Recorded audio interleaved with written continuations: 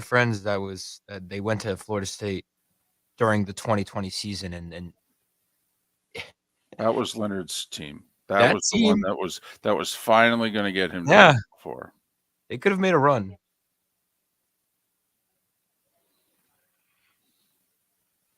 So I'm hitting balls. Yes, I'm chipping. Guy that I know who never talks about our show. Hasn't talked to me about the show in 2 years. Says, so I turned on sports radio this morning and they're talking about some sort of tennis. What the hell do you know what I'm talking about? And I'm like, yeah, I know what you're talking about, Pat.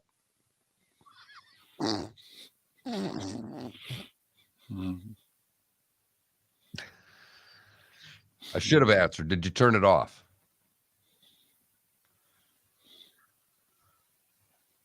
And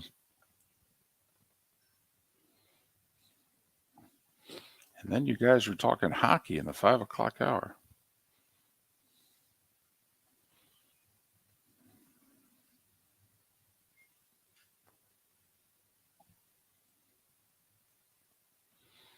Mm-hmm. 10 seconds. All right, I guess we'll do this. Let's do this.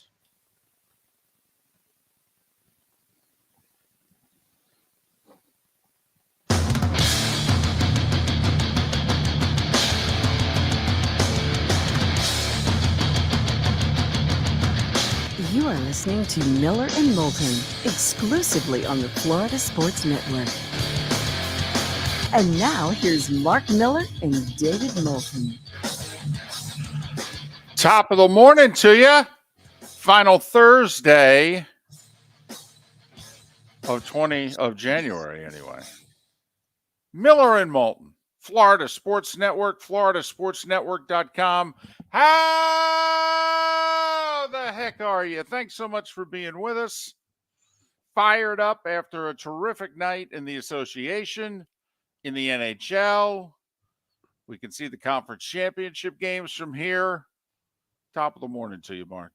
Good morning, David. Pretty good little sports night last night. Everybody was some good NHL games, some good NBA games, a decent college game out there. So for everybody trying to wet their whistle with no football, there was a little bit of sports last night to take in.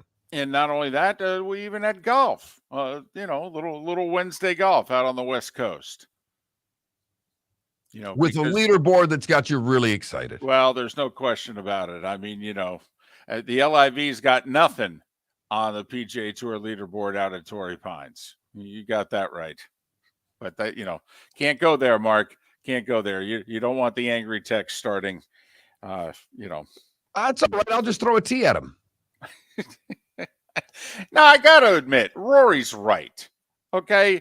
I mean, the guy, served him with papers on Christmas Eve.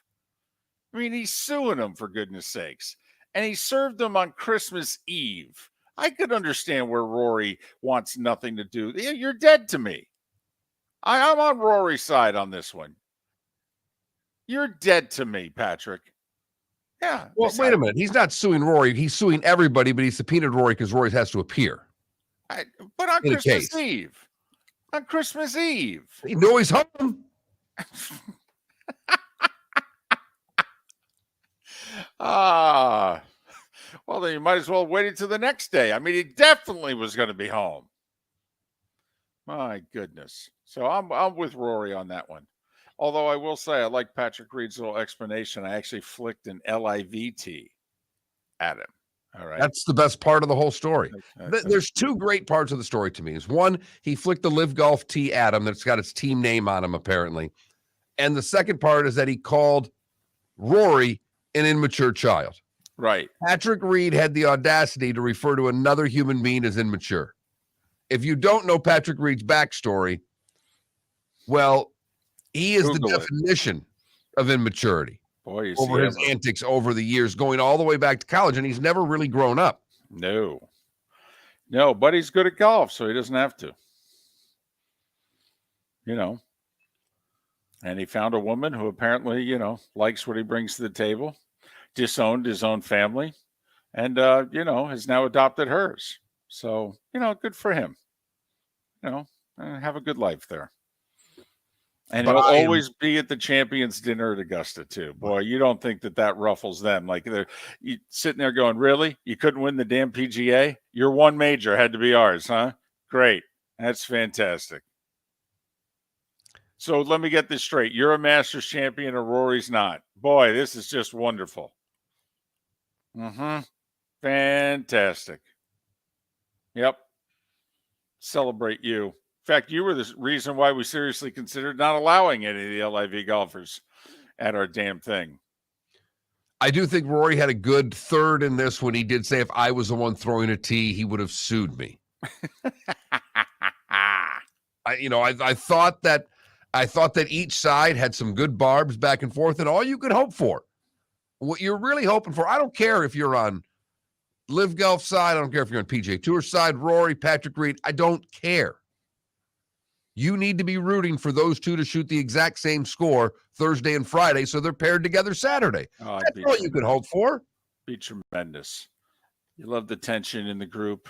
They don't shake hands on the first tee. All right, there's no conversation whatsoever. Poor Patrick Reed's caddy can't talk to Rory's caddy, for fear of getting fired. They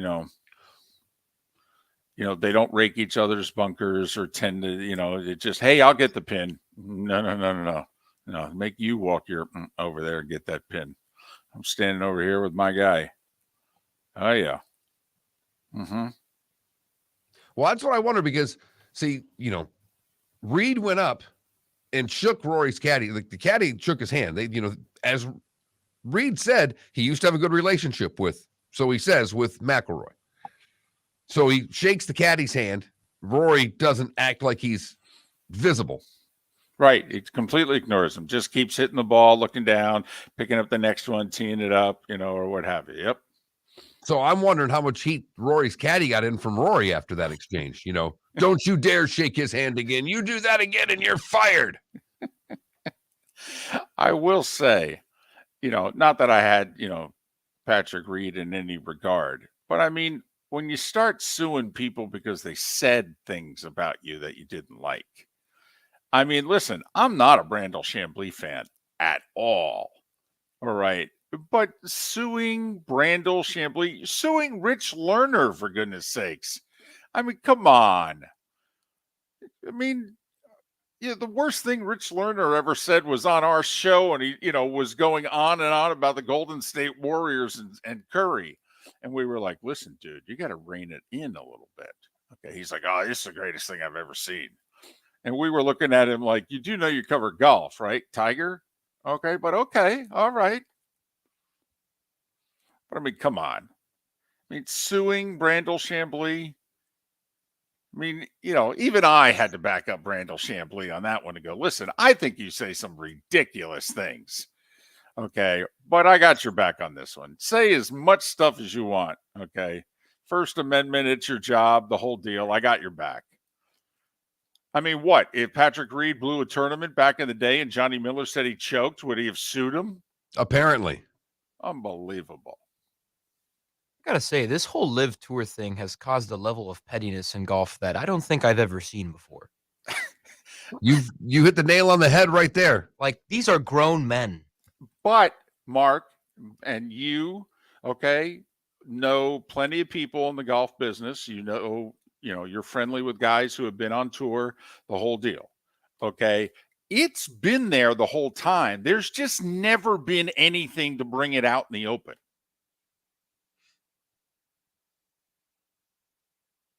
I mean, come on now. It's a sport. We've talked about this from the media coverage all the way down. There is never anything that takes you off the beaten path. There's never anything negative. Okay. I mean, the beefs. No, they do make college football beat writers seem a little lame at times. But this is why, ladies and gentlemen, that we are fascinated by this, because imagine if there was a legitimate league that came about that to take on Major League Baseball. I mean, if the USFL had done it the first time correctly and stayed in business in the spring, but were plucking away star players from the NFL. I mean, for goodness sakes, they got people who won the Heisman Trophy to go play in their league.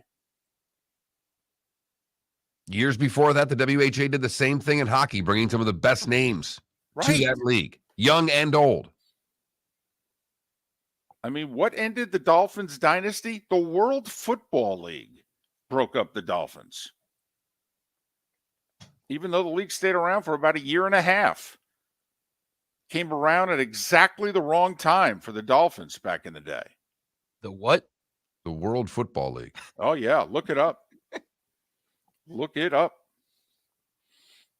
We'll say Gary Danielson's World Football League stories, though, are the best. That's what we need to get him to come on and tell. That's what I'm most, because I've not heard all of that. We would remember he told the one story. We stopped practice because the paychecks arrived, and the coaches were like, "What are you doing?" And the guys just grabbed their checks, got in their cars, and went to the bank. That's minor league sports, man. I've told the story before. I was very friendly with our office manager, at that time I was engaged to my first wife. She was married. The four of us did a lot together. She would come to my office and walk up to me and hand me my paycheck first. She would walk up, hand me the paycheck, and she would say, "Go to the bank now." And it was a race to see who could get to the bank because you were afraid your paychecks were going to bounce as high as the building you were taking them to. I know I've said this before, and you may have heard it the first time he said it on our show, but the World Football League story I most remember from Gary was apparently the team went bust, and they're all sitting there, and the folks come through, and they're grabbing all the equipment. I mean, it's, bankruptcy. You guys are out of business, the whole deal. And first off, he said, we had just finished practice. What do you mean we're out of business? We got a game in 3 days. But then, okay, they reach over and they grab Gary's shoulder pads. And he's like, "Oh, no, those are mine. The helmet's yours. The pads are mine." He says he took them to the NFL with him. So it's been 40 plus years since we've really had any of these leagues. Right. Make a dent. So it's why David and I have been fascinated just of how this plays out. And now we've got, tea throwing incidents that are being reported on like it's the next war about to start. Just like rival high schools. Okay. Only it's a golf match. Gonna steal the Live mascot and keep it at our gym for the week. Gonna blow up Retief Goosen's mailbox there. That's what I've heard they're going to toilet paper Patrick Reed's house, but it'll end there. Did they soap my car? I pulled up to play a practice round. They soaped my car. What the heck? Just don't do any of it at Augusta, everybody. You can do all you want until we get to Augusta. Then you better fake it. Learn how to act for a couple of days. Yep. All featured on Full Swing on Netflix. Tell you what, if they did that documentary right, it should be amazing. Oh, it's going to be. It really should. I mean, I don't know if anyone's ever going to be better than that F1 documentary, because that actually brought fans to the sport. I have a feeling this one will just highly enthrall those that are into golf. I don't know if it'll bring any new people. I think it will. I think it'll bring in a ton of young people.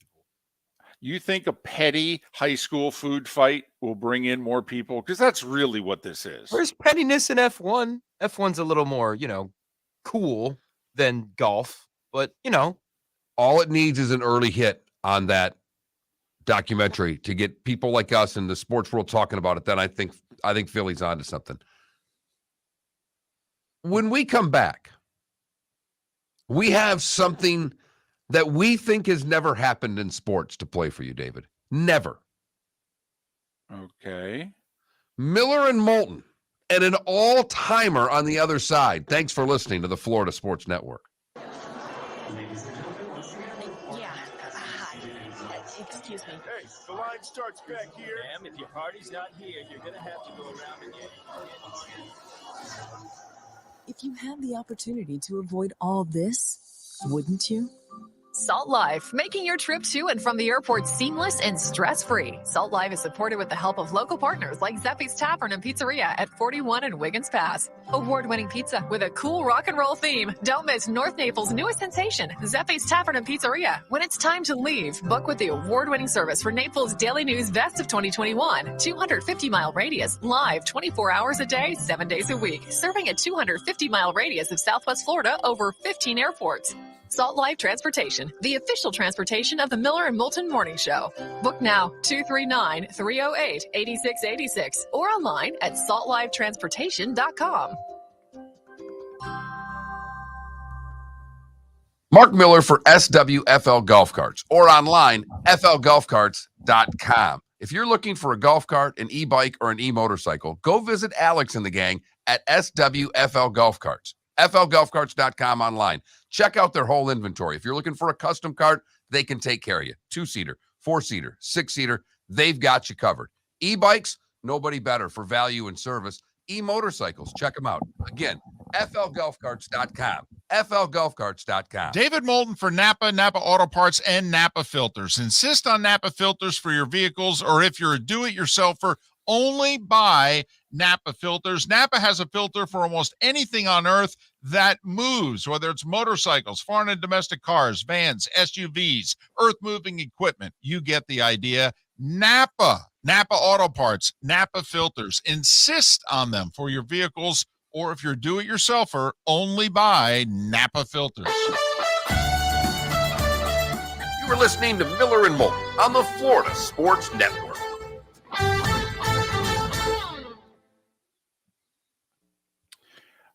Johnny, I'm aware that blowing up a mailbox is a federal offense, but 40 years ago when I was in high school, we played a neighboring town. We were both in the top 5 in the state in football. And that week, they blew up 5 of our key players' mailboxes and damaged cars, and it was crazy. We had never seen anything like it. And I think Johnny's just referencing a line from the Dazed and Confused. Gotcha. But I'm not positive. And Spitz, you're right. And John down there, appreciate it, but quite frankly, the local hour is not part of the syndicated show, and we're not getting paid for it. That's basically the biggest thing. And we were promised a lot of things, and in a year and a half, none of them have happened. So, could it return? Yes. Very easy to return, John. If you can find a couple of sponsors for the 9 o'clock hour and we start getting paid for the 9 o'clock hour, I'd be happy to do it again. Thrill. But at some point we had to draw the line. We did a year and a half. So the other thing is, John, you're one of the rare people. All right. Very few people are listening in that early in the show and are also listening that late in the show. Usually people take in a show for 12 minutes on average. Which is why, Mark, you got the grief that you got on the course yesterday, because the one segment that guy caught was that segment. Oh, yeah. And he was like, well, what the heck are they talking about that for? So sorry, no, go for it. And Spitz, there's no doubt. I mean, 3 is easier than 4, but it's more than that. And how many of you would work for free for a year and a half before you stopped working for free anymore? I'm guessing you guys would have stopped before that. But again, John, if you want to sponsor the hour, send me a direct message on Facebook. I'd be more than happy to get with you. Oh. Did Pat Kerwin play in the WFL? No. No. Right? No, Gary Danielson. Or Gary. Yes. He played in the WFL. Correct.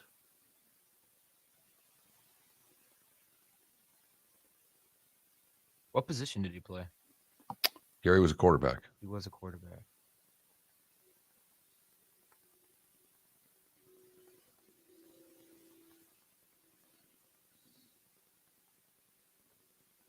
Two minutes.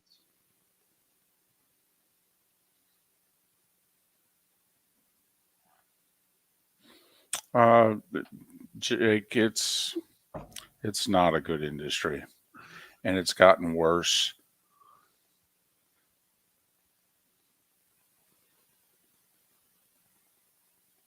It's a lot like, banking and insurance in that there are fewer companies now owning these radio stations.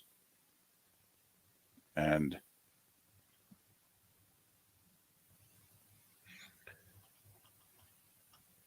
everybody's doing everything on the cheap. And the only thing in radio that's really ever worked is quality, local, personality-driven radio, whether you were spinning tunes or whether you were just talking. But that takes a little bit of money and a little bit of effort, and none of the radio companies are willing to do any of that anymore. It still could be, Jake. It still could be. Again, the 9 to 10 hour isn't part of the network. Right. I mean, we're working on something which could be really big for the network. Okay, but the network right now is just 3 hours. The 9 o'clock hour was done exclusively for the Southwest Florida.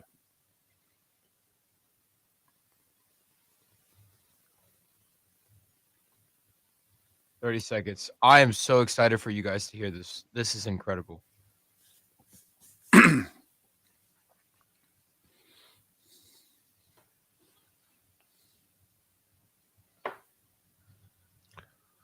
Second half 3-point game, right? 60 to 57 when this happened. If I've got that right. I literally have no idea what you guys are talking about. 40-37. 40-37. Here we go. I'm really looking forward to this. Yes, Johnny. Twitch also.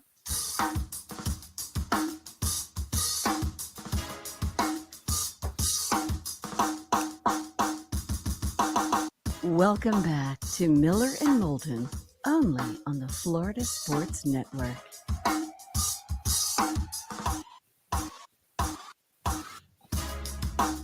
"21 minutes past the hour. Miller and Moulton, Florida Sports Network, floridasportsnetwork.com. If you ever miss any part of the show, download what you missed. Daily podcasts, hour by hour, floridasportsnetwork.com. All right, lay this on me. I have to admit, very rarely is there a topic on the show of which either one of us has no flipping idea what the other one is talking about. You have been hinting about this before the show, during the show. All right, I have no idea what you're talking about. Last night, A10 basketball, Duquesne and Loyola are playing at Duquesne University in Pittsburgh. Okay. Loyola has a lead, 40-37, early second half. Okay. And the unexpected of all unexpected happens, David. I think we should give you the play-by-play to listen to the account, because I think the play-by-play will describe it better than I can. It's a little over a minute. Okay. So bear with me. We have a 3-point game, Loyola and Duquesne. Loyola would take over 10 minutes before we get a stoppage, and we got an official's timeout. Somebody came on the floor on the far side. Looking for an Uber Eats delivery or something there. Is carrying some McDonald's. No. Be one of the all-time I'm greats. actually not kidding. No, I this think, is the I truth. think that's what's happening. This guy's in the corner. Looked like was he going to deliver the McDonald's to somebody on the court? We rule that out. He's. I mean, I think that's an Uber Eats sticker. Is that what that is? I'm trying to get confirmation. Yeah. Uber Eats, yes. maybe I'll put my hand up. I'm getting a little hungry. You can bring it over here.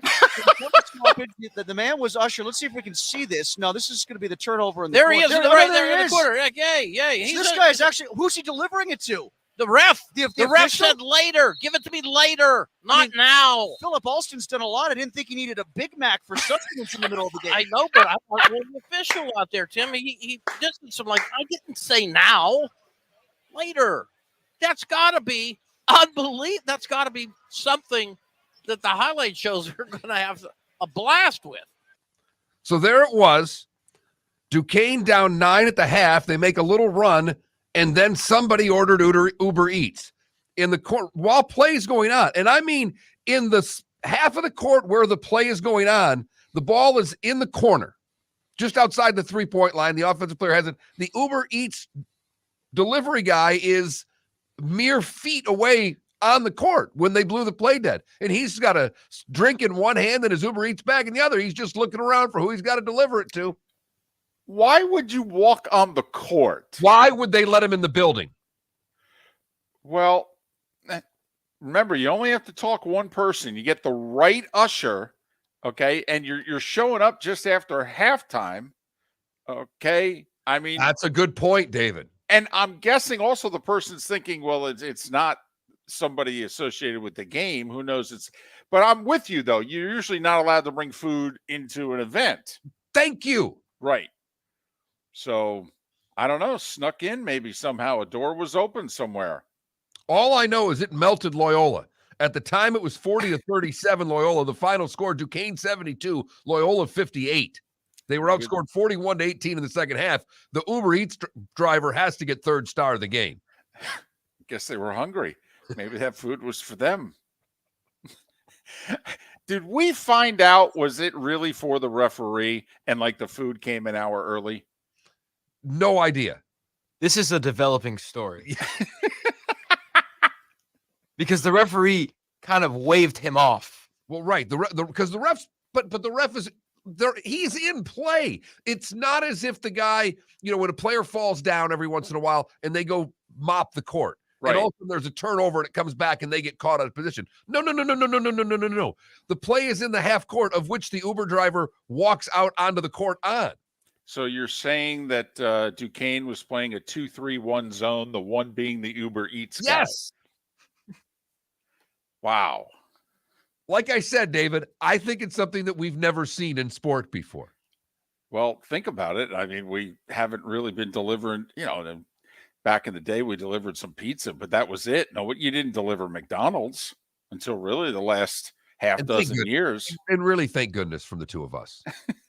Well, I'd be dead because I would have exploded at 724 pounds. I mean, man, oh man, if back in the day they delivered McDonald's, I mean, please. I mean, the 24-hour drive-through I thought was bad enough. I didn't know if I'd be able to survive that tempting, but man, they delivered it to my dorm or home. Not such fast times at Richmond High when they delivered the pizza to Mr. Hand's class. Have I seen this type of food delivery? Man. One of the first things I thought of when I saw this is this has to be used by Uber Eats as a commercial or something. Totally. This has to be talking. Yeah. Yeah, we deliver anywhere. Wherever you are at whatever time, we've got your food. Uber Eats. Second half of a college basketball game, we're there. Yes, totally. You know how usually the officials want to hand out a technical foul too? I mean, what are you going to do? You're going to assess the home team a technical foul because the Uber Eats guy walked on the court? Would have been better if someone would have just grabbed the soda out of his hand and taken a quick drink.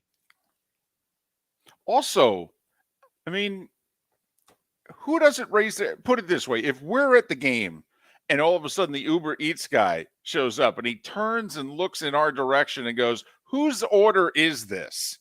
Well, and he's got his back to the play and he's looking like at the section in the crowd as if section 102, someone in row 3's ordered their lunch.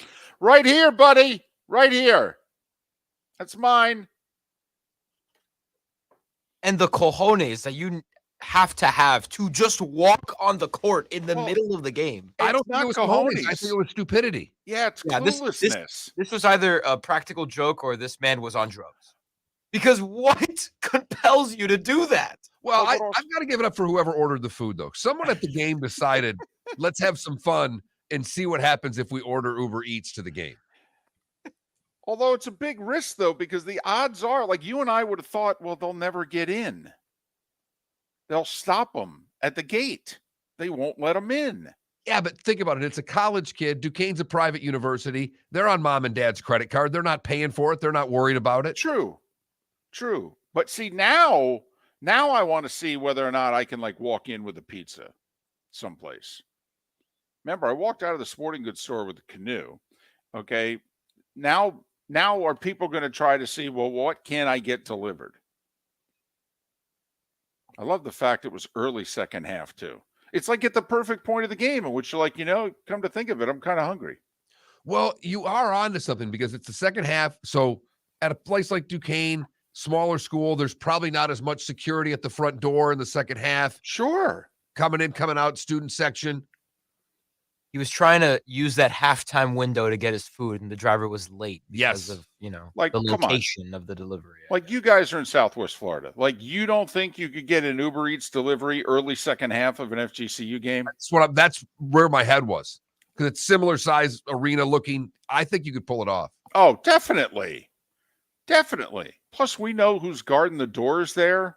I mean, you know, average age, 79. I mean, you don't think the Uber Eats guy can get past the door? It's either students who don't care, okay, or someone else who's not paying attention. Place is half empty, okay? You walk right down to the court. So a new delivery. No Carl Malone there. No mailman, just the Uber Eats. Coming onto the court delivering some burgers early second half. Tell you what, I think they put the post office to shame here. They might not be able to claim that slogan anymore. Now Uber it's Uber Eats is Eats. looking at them right, going, hey. Rain, snow, second half. Please make it a commercial.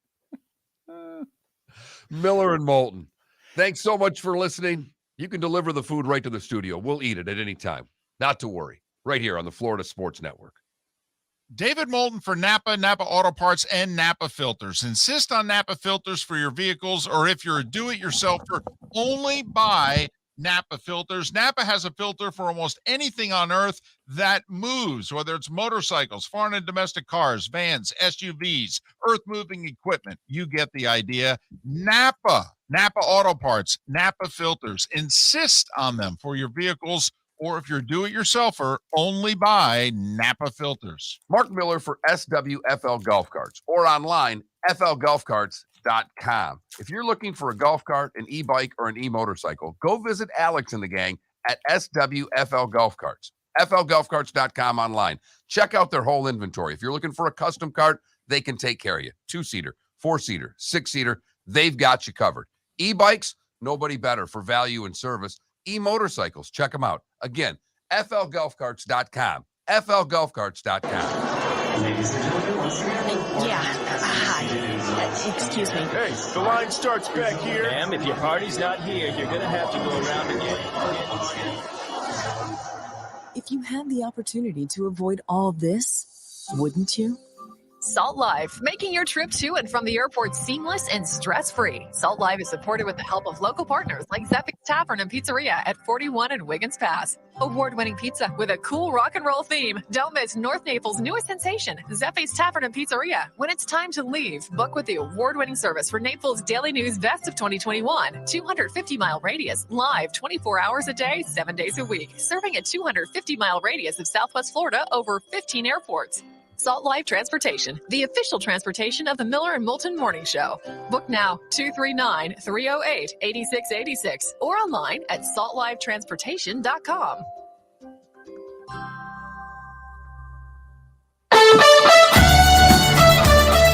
You are listening to Miller and Moulton on the Florida Sports Network.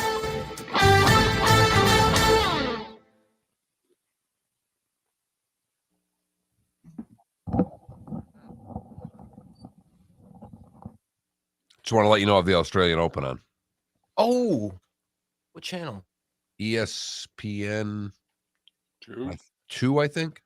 I got it. Oh, yes. Thank God. I love it whenever live sports are on during our hours. By the way, they didn't send any of their broadcasters over. Nope.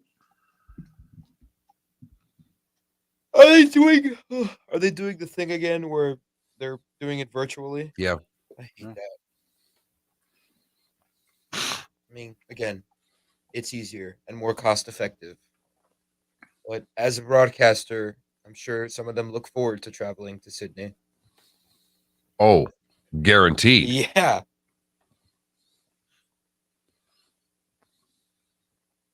Because what? It's for the most part, all expenses paid trip. What do you mean for the most part?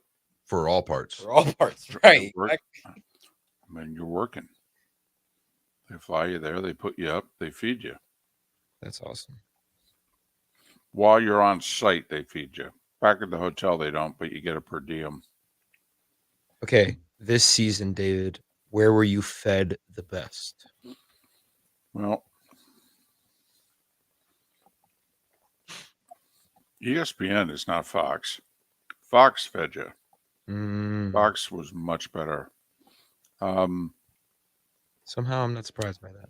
So, really, I ate press box food. It was the only food I was quote unquote fed. Is there any good press box food? There's actually a couple of places. You know who's good? Tampa. Tampa's got sirloin that they slice. They got Mexican. Tampa's probably top 3 for press box food. LA is good. I mean, we didn't. Did we do LA this year? Yeah, we did one game. Did Broncos Chargers. SoFi's. And not only that, Mark, you walk outside the booth, you take 4 steps, you make a right, and they got the whole food area there. Nice. Yeah. You know, what do you want? You want beef? You want fish? Yeah. People waiting on you. Oh, yeah. This Lynette's battling right now. She's the unseeded Polish girl. Yeah, it's 6-5, the other one in the first set, but she got to add court here. Sabalenka, that's what country is that? Belarus. That's what I thought, yeah.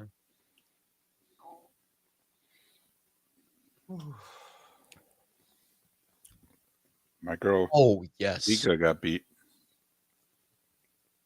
Wow. Those were 2 really good shots. Did you see that? That was... Oh, yeah, that was in. No, Adam. I don't think Jameis is coming back.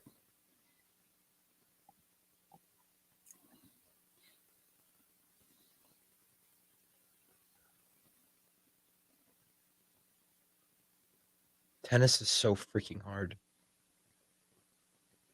Man, it's not pickleball.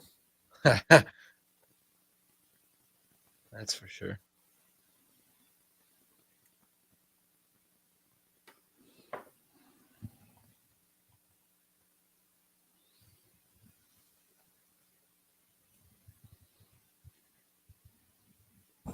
Ooh.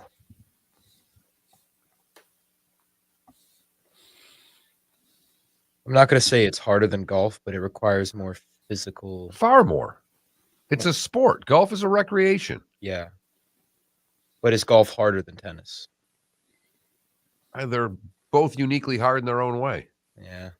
There's really no way to say one or the other. Oh, Gunn, he is not staying with the Saints. That coach won't play him. Yeah, Jameis wants out.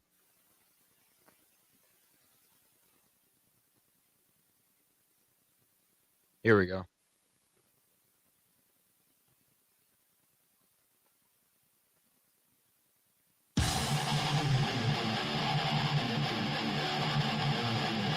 You're listening to Miller and Moulton, exclusively on the Florida Sports Network. 22 minutes before the hour. Thanks so much for being with us. Miller and Moulton, Florida Sports Network, floridasportsnetwork.com. Matt Cannata expected to join us 1 hour from now. JP Shadrick 2 hours from now. Where do the Jags go from here? It is always interesting to see who's up against it cap-wise, who's way over, who's under. Jags only have to cut, I think, like a few $1 million, $4 or $5 million, something like that. They're projected to be over next year's cap. So, you know, little bookkeeping. Probably want to keep Ingram. Not many other guys are a threat to leave. Then it's a question, though, of what can you add? Yeah, I mean, looking at their free agents that are leaving, the only one, I mean, there's a couple guys there, but you're right. Ingram's the guy that they've got to take care of. Other than that, they're in reasonably good shape. Ingram made just under, he made $10 million this year on a 1-year deal. I mean, he's going to want at least that. He's going to want 3 or more years. I mean, you willing to go, 4 for 50, guaranteeing about 30 million of it? If you're Jacksonville, I mean, it's probably going to take something like that. And I would do it. And also, if I was Ingram, I would not leave. All right. This best year of your career and the whole deal. You got a little something going with Lawrence. They like you. You responded well. I mean, he's a totally different player than he was with the Giants. I mean, he got open with the Giants. He couldn't catch a cold. So. Yeah, he found hands in Jacksonville, and he likes Trevor. So that's why Right. I'm with you. Then, never mind the whole 2 a.m. Waffle House deal. I mean, maybe he likes it better than the Jersey diners. Ooh. I know. I would say no, but, to each their own. I'm a fry and gravy guy myself. I'll go to the diner. Time now for The starting 5. 5 stories you need to know. It's the starting 5 on Miller and Moulton. Here's number 1. That's just Vicky's on her last legs there. I mean, man. Waiting for that computer to actually blow up during the show one day. Like spontaneously combust. I mean, that's like winter cold and you're having trouble moving in the morning. I mean, man. Mark, I'm not waiting for that. Because I'm right next to it. So don't say that.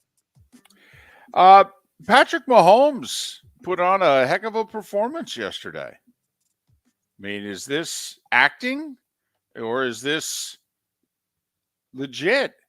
First off, he practiced yesterday. I mean, full practice. But then he did the presser up on the podium. No walking boot, no limp. All right. Said, I'm fine. I'm ready to go. Nothing to see here. And then, of course, everybody watching how he's moving. He walked confidently off the podium, walked around the corner, not favoring nothing. Right out the door. And then if he fell down, we didn't see it. Exactly. And then if he was stretchered into a room, we have no idea. IV taken to a nearby hospital, we have no idea. But what we saw and heard from Patrick Mahomes, heck, he's healthier than Joe Burrow. So, got that going on for you. Bengals still a 1.5-point favorite. Money coming in on Cincy. Meanwhile, Christian McCaffrey didn't practice for the Niners. He's got that sore calf, which bothered him late in the Cowboys game. Elijah Mitchell didn't practice for the Niners. He's got a groin injury. The Bengals do not look as if they're getting 2 of their injured linemen back. Remember, they're down 3 offensive line starters. All right. Lyle Collins, the right tackle, he's out for the year. His knee got messed up so many different ways. But right guard Alex Kappa and left tackle Jonah Williams, I mean, in theory, they could come back. Neither one of them practiced yesterday. If they don't practice today, there's no chance they're playing. But really what the Bengals were hoping for is they'd be able to practice maybe a little bit so that they could be the active backups in case they're needed, as opposed to having the third stringers and the practice squad guys, if you will, be the backups. That's where things can really go south. Mark, 5 MVP finalists, 4 quarterbacks and a wide receiver. Mahomes, Burrow, Allen, and Hurts, and Justin Jefferson. Those are your MVP finalists. What I found interesting was they only did 3 guys for Coach of the Year. Yeah. 3 for a lot of them after this, right? For rookies and things of that nature as well. Dable, Peterson, Kyle Shanahan. No Nick Sirianni. That surprised me. Yeah, I was stunned with that. That surprised me. And I thought it was going to be between he and Dable. In my head, I had it between those guys. And I was really surprised he's not on the list. Kyle Shanahan, the Niners are 3-4. They haven't lost since. And he's had to do it with a third string quarterback, half of it. Here's the question, though. If you're going to make Sirianni one of the final 3, who's the guy you're dropping from the list?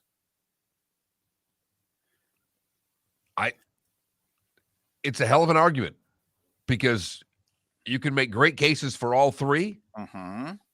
And I think Sirianni's case is right there with the three of them. But I don't know who you take off. I don't know what order you want to put this in. Because obviously what Jacksonville has done to get back and get in the playoffs, pretty remarkable. The story all year for the Giants is terrific. And you already mentioned what Shanahan's done. So I don't know which one you'd take off. This will not go over well, but I would have dropped Peterson. My argument being is that, yes, the Jags finished strong, winning. Remember, it's a regular season award only. So they won their last 5. They only beat one winning team out of the 5. And the Titans did collapse here for the Jags. So I probably, 12 games into the season, Doug Peterson and the Jags are 4-8. Meanwhile, Nick Sirianni, 12 games into the season, what are they, 11-1? I think I got to give Sirianni credit for the development of Jalen Hurts.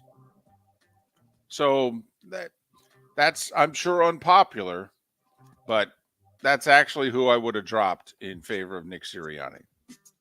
But I'm guessing many of you would have switched Sirianni and Shanahan.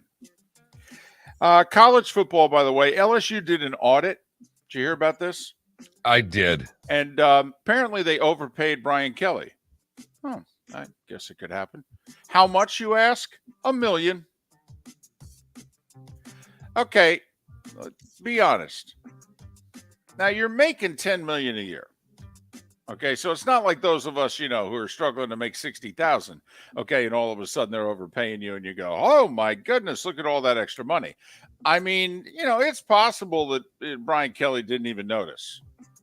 Honestly, he's like, "I don't know, this seems like too much money." But if you were getting overpaid, would you say something? Yes, I would. Yeah, I would too. In a heartbeat.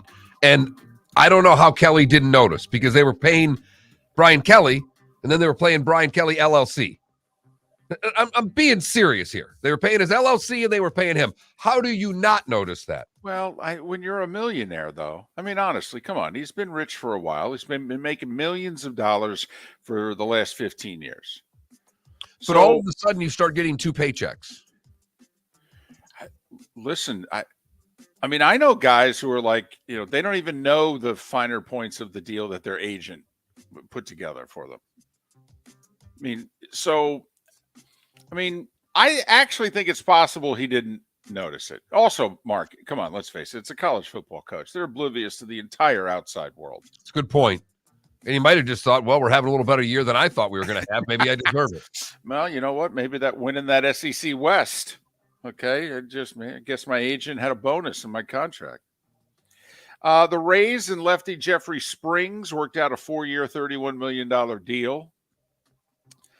Hell of a night in the association.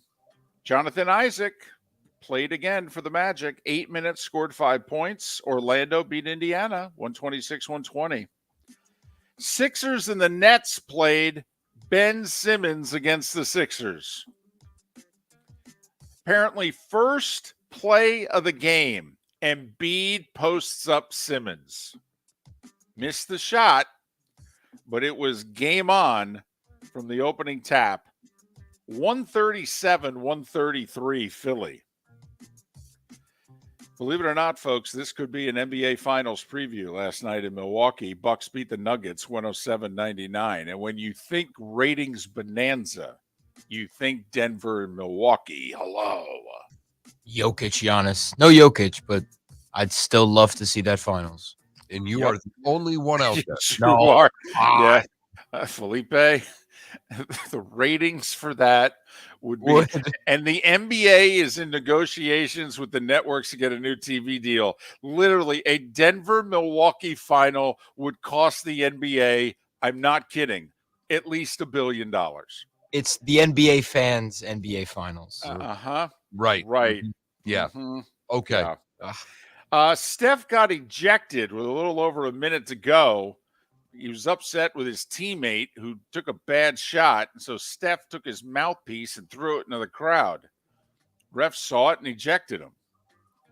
That's the 3rd time he's been ejected in his career, and all 3 times were because of a mouthpiece. But the guy who took the bad shot ended up hitting the game-winning shot. Golden State edged Memphis 122-120. These teams genuinely do not like each other. This is the best rivalry in the league right now. Right at this current moment, I don't think there's a better rivalry. The Brooklyn Sixers is good. It's a pretty good one. But it's even a little more recent because of the Simmons trade. But Memphis does not like Golden State, and Golden State doesn't like the fact that Memphis doesn't like them. That is a really good NBA rivalry. There's beef in there. And they met in the playoffs last year. Golden State won a contentious 6-game series, and who knows, they could meet again this year. Dame scored 60. All right. For Portland, third 60-point game in the league this year. Portland beat Utah 134-124. Hockey, 5 games, 4 of them, 1-goal games, 3 of them went to overtime. Toronto beat the Rangers 3-2 in OT. Carolina by the same score over Dallas. Columbus by the same score over Edmonton, all in overtime. And then Ottawa edged the Islanders. That's a huge loss for the Islanders, 2-1. Seattle, the Kraken, 6-1 over Vancouver. College hoops, third-ranked Houston went to Orlando, beat UCF by 11. South Florida lost in overtime at Temple, 79-76. The Gators whooped up on the Gamecocks last night in Gainesville, 81-60. Good one in the Big East. 13th-ranked Xavier held off 19th-ranked UConn, 82-79. UConn was number 2 in the country 3 weeks ago. I think they might be unranked next week. Women's hoops, 25th-ranked South Florida whooped up on Tulsa on the road, 89-68. The Farmers Open, guys, golf. Give us that leaderboard, David. Give it to us. It's a Wednesday through Saturday thing because Jim Nantz has to call the golf and the AFC Championship. So the golf can't override the football. Torrey Pines, the North course, though, not the South one. The South one's where they hold the U.S. Opens. 3-way tie for the lead market, 8 under. You ready? Yep. Aaron Ray, Brent Grant, Sam Ryder. And boy, that's so wow. Riveting. How about that final threesome? Sure, Nance is all over that. Max Homa's 4 under. John Rahm 1 over, which, I mean, what was he? He's played like 8 rounds this year. He was like 137 under. I mean, it's 54 ridiculous. under through tournaments, 2 tournaments, but yes. Whatever. 54, 137. It's about the same. Aussie Open women's semis. 23-year-old Russian, who's actually the defending Wimbledon champion, Elena Rybakina, beat Victoria Azarenka in straight sets, 7-6, 6-3. The other women's semi is going on right now. And the U.S. men's national team played their first match since losing in the World Cup. They don't have a coach, mind you. And they have a whole bunch of players that nobody knows. 8 players made their men's national team debut last night in a friendly against Serbia. U.S. scored first, but lost 2-1. And that, gentlemen, was... That was the starting 5 every weekday morning at this time on Miller and Moulton.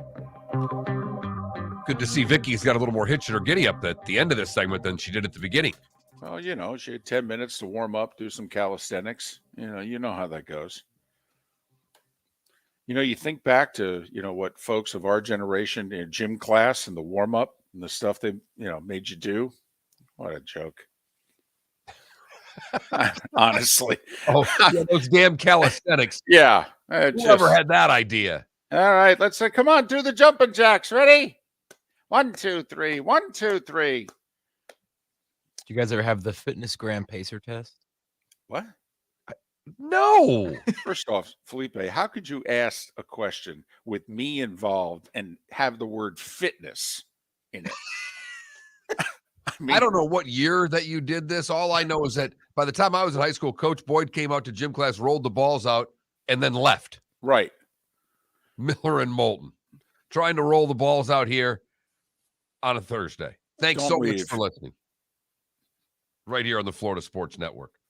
Mark Miller for SWFL Golf Carts or online, flgolfcarts.com. If you're looking for a golf cart, an e-bike, or an e-motorcycle, go visit Alex and the gang at SWFL Golf Carts, flgolfcarts.com online. Check out their whole inventory. If you're looking for a custom cart, they can take care of you. 2-seater, 4-seater, 6-seater, they've got you covered. E-bikes, nobody better for value and service. E-motorcycles, check them out. Again, FLGolfCarts.com. FLGolfCarts.com. Yeah. Hey, the line starts back here. If your party's out here, you're gonna have to go around again. If you had the opportunity to avoid all this, wouldn't you? Salt Life, making your trip to and from the airport seamless and stress-free. Salt Life is supported with the help of local partners like Zeppe's Tavern and Pizzeria at 41 and Wiggins Pass. Award-winning pizza with a cool rock and roll theme. Don't miss North Naples' newest sensation, Zeppe's Tavern and Pizzeria. When it's time to leave, book with the award-winning service for Naples Daily News Best of 2021. 250-mile radius, live 24 hours a day, 7 days a week. Serving a 250-mile radius of Southwest Florida over 15 airports. Salt Life Transportation, the official transportation of the Miller and Moulton Morning Show. Book now, 239-308-8686 or online at saltlifetransportation.com. David Moulton for Napa, Napa Auto Parts, and Napa Filters. Insist on Napa filters for your vehicles, or if you're a do-it-yourselfer, only buy Napa filters. Napa has a filter for almost anything on earth that moves, whether it's motorcycles, foreign and domestic cars, vans, SUVs, earth-moving equipment. You get the idea. Napa Auto Parts, Napa filters. Insist on them for your vehicles, or if you're a do-it-yourselfer, only buy Napa filters. Miller and Moulton here for the Clutch Vodka Play of the Day. Mark, remember Nick Charles, Fred Hickman, the CNN Play of the Day? Yeah, CNN did a nightly sports show. That was a while ago. Yes, it was. Just work with me. Everyone liked the pod, the Play of the Day. So how about we have the Clutch Vodka Play of the Day? Sounds good. Fun. Smooth. Like Clutch Vodka. Listen weekday mornings for the Clutch Vodka Play of the Day. That's Clutch with a K. Mark Miller for SWFL Golf Carts, or online, flgolfcarts.com. If you're looking for a golf cart, an e-bike, or an e-motorcycle, go visit Alex and the gang at SWFL Golf Carts, flgolfcarts.com online. Check out their whole inventory. If you're looking for a custom cart, they can take care of you. 2-seater, 4-seater, 6-seater, they've got you covered. E-bikes, nobody better for value and service. E-motorcycles, check them out. Again, flgolfcarts.com. flgolfcarts.com. You were listening to Miller and Moulton on the Florida Sports Network.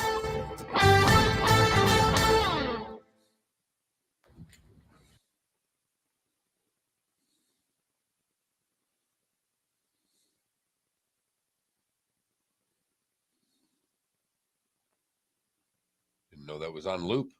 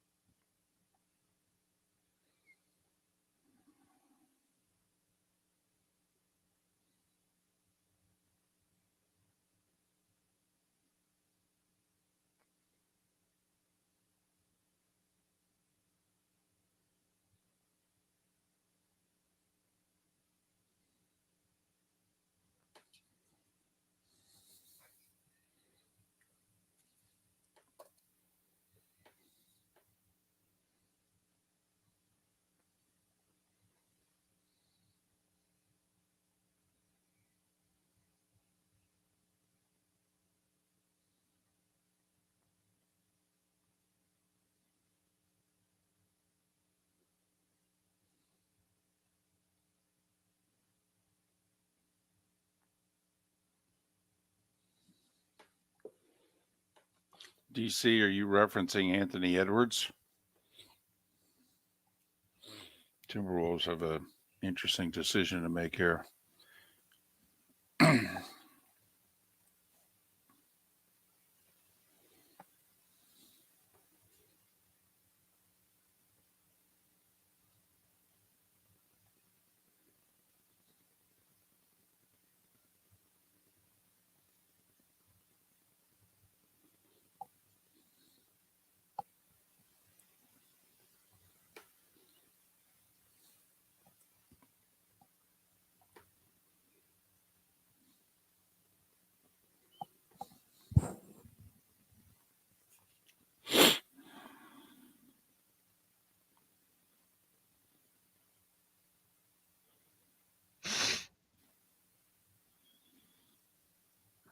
There's a chance, Felipe, LeBron passes Kareem at Madison Square Garden. I know. It probably won't happen. He'll probably come up just short. But he's going to finish his career with 40,000 points. I mean, he is amazing. It's ridiculous. I mean, he's 38 years old. He's averaging 30 a game. And he's playing 36 minutes a game.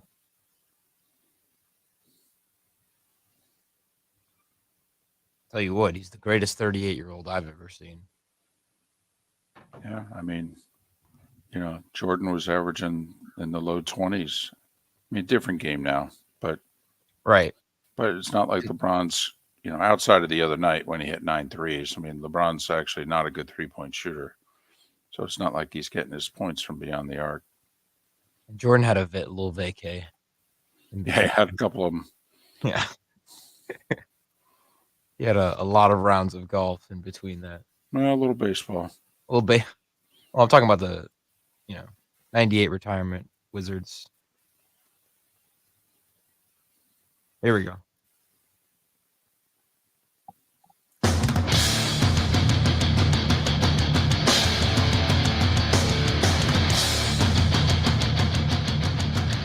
You are listening to Miller and Moulton, exclusively on the Florida Sports Network.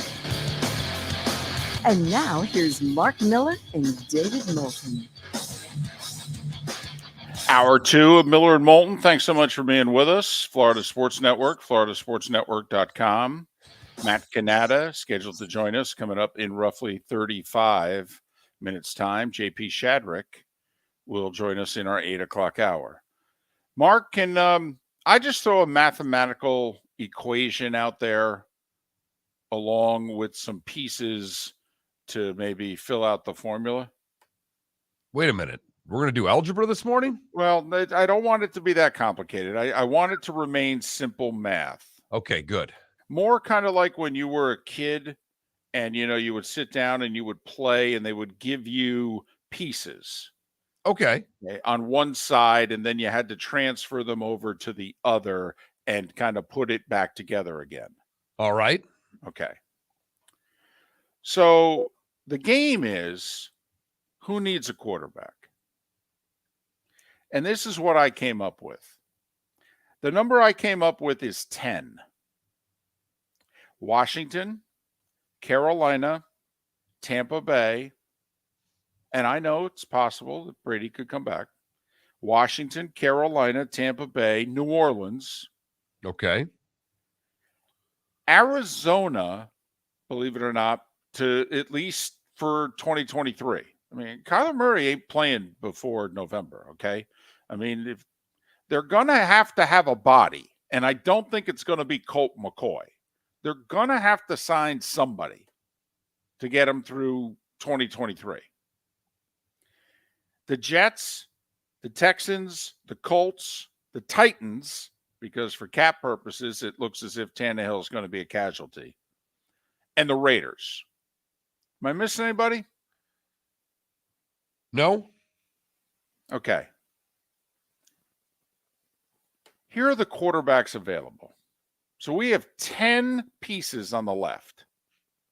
Okay, or openings anyway. We've taken pieces out of the puzzle. We have 10 openings. Aaron Rodgers, maybe. Maybe. Tom Brady, maybe. Maybe. Jimmy G. Yes. Derek Carr. Yes. This just morphed into yes, no, or maybe so. God, this is fun. Ryan Tannehill. Maybe so. Maybe so, but we're leaning yes. I mean, if we took the piece away, his piece we moved. Right. We took him out on the left, right. So we're counting him. Right.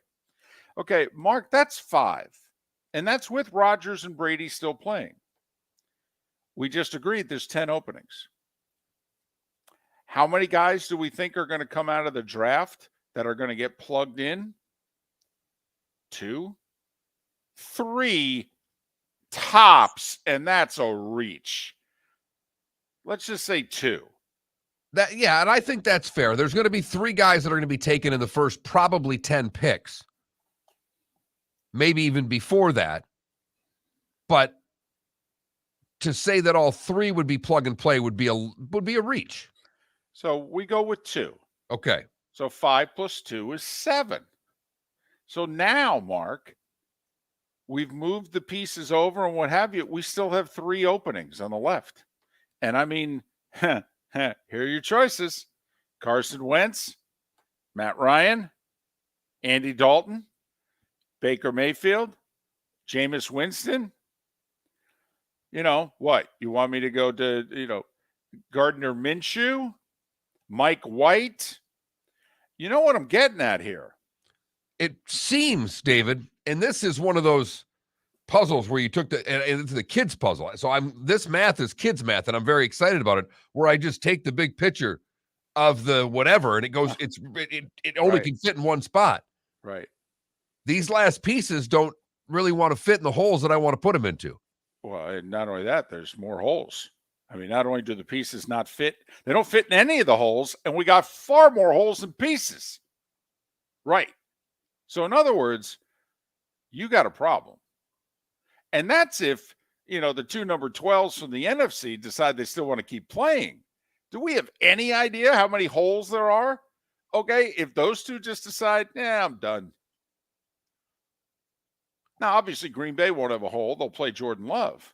But in theory, somebody else who was going to plug him in possibly to fill their hole, he's not an option anymore. And if, the old man who's taking a look at private schools in Miami decides, I'm going to take that $375 million from Fox. Okay, well, there's another hole. Which is why, by the way, Vikings fans, Kirk Cousins entering the final year of his contract. Really? You want to move on from him, do you? Okay. I'm sorry. Do you have a different list than us? There's something. And not only that, you're drafted 23rd. All right? Really? I'm sorry. How much do you not like him again? Yes, I know. 4th and 8. He threw a 3-yard pass. I'm not happy about it either. All right? But seriously. But Jameis Winston or Right. Kirk Cousins. Andy Dalton. How about Baker? Really? Your team was good enough to win 13 games this year. You want to just totally say, we're done. The Packers may finally move on without a Hall of Fame quarterback, and you're going to mail in a couple years? I don't think so. I'm telling you, Kirk Cousins is going to get paid again. Again. Fully guaranteed, too. He's going to do one of those 3-year, $105 million fully guaranteed deals. Probably a little more than that this time. Probably be closer to 115. But I know where you're at. Just looking at the going rate and inflation, and he's produced enough wins to say we did 3 for 100. Why don't we do 3 for 115? So, that's. So anyway, if you're out there going, wow, we're going to get ourselves a quarterback. Okay. And for all you wanting Lamar, after listening to that, do you really think Baltimore is going to trade him? Next year, maybe 2 franchise tags, and next year they may do it. Now, I will say this, Mark, you be one of these teams that needs a quarterback. And I'm going to play the Ravens. And I put the lesser of the 2 franchise tags on Lamar. I don't put the $40+ million exclusive, nobody can even talk to him tag. I put the $32.8 million tag in which, all right, no, we've tagged him, but you all can talk to him if you want. By the way, only one of you, okay, like 12 of you could make offers to Lamar. Lamar can only take one of those offers and turn around and come back to me and say, you have to match. Okay, so he can't play offer against offer against offer.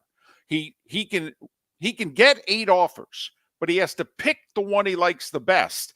Then he turns around to the Ravens and he goes, you going to match this? At which point, Mark, say you're that team. I turn around and go, okay, I'll let you get Lamar, but what are you going to give me? Because otherwise I'll just match it. So what are you going to give me for Lamar? And what if, Mark, I said to you, you're one of these teams that needs a quarterback. And I've just told you what your choices are. and your options are not good. And I say to you, you give me 2 first-round picks, you could have them. Would you do None. it? Okay. I would. I'd roll the dice. And the reason we did this exercise is just to, Derek Carr in 20 days is going to get cut or traded. And since I don't think he's allowed to be traded, he's going to get cut because the Raiders aren't going to want to pay him, the bonus that they owe him, and his salary becomes guaranteed and all that. It's 20 days from now. So it's 3 days after the Super Bowl. So this game is going to get played here real soon. The first domino is going to fall. And then a month after that, free agency starts, and that's when more guys could, be on the market and all that. So just letting, and also by mid-March, that's when the Ravens have to tag or do something with Lamar.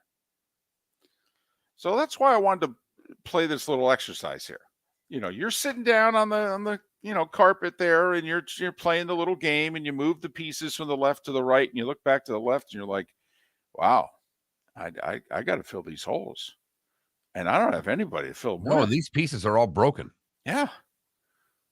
And besides, they're broken and they still don't fit because I don't want a Matt Ryan, or I don't want a Baker Mayfield, or I don't want name the guy that we just listed in that lower tier of quarterbacks.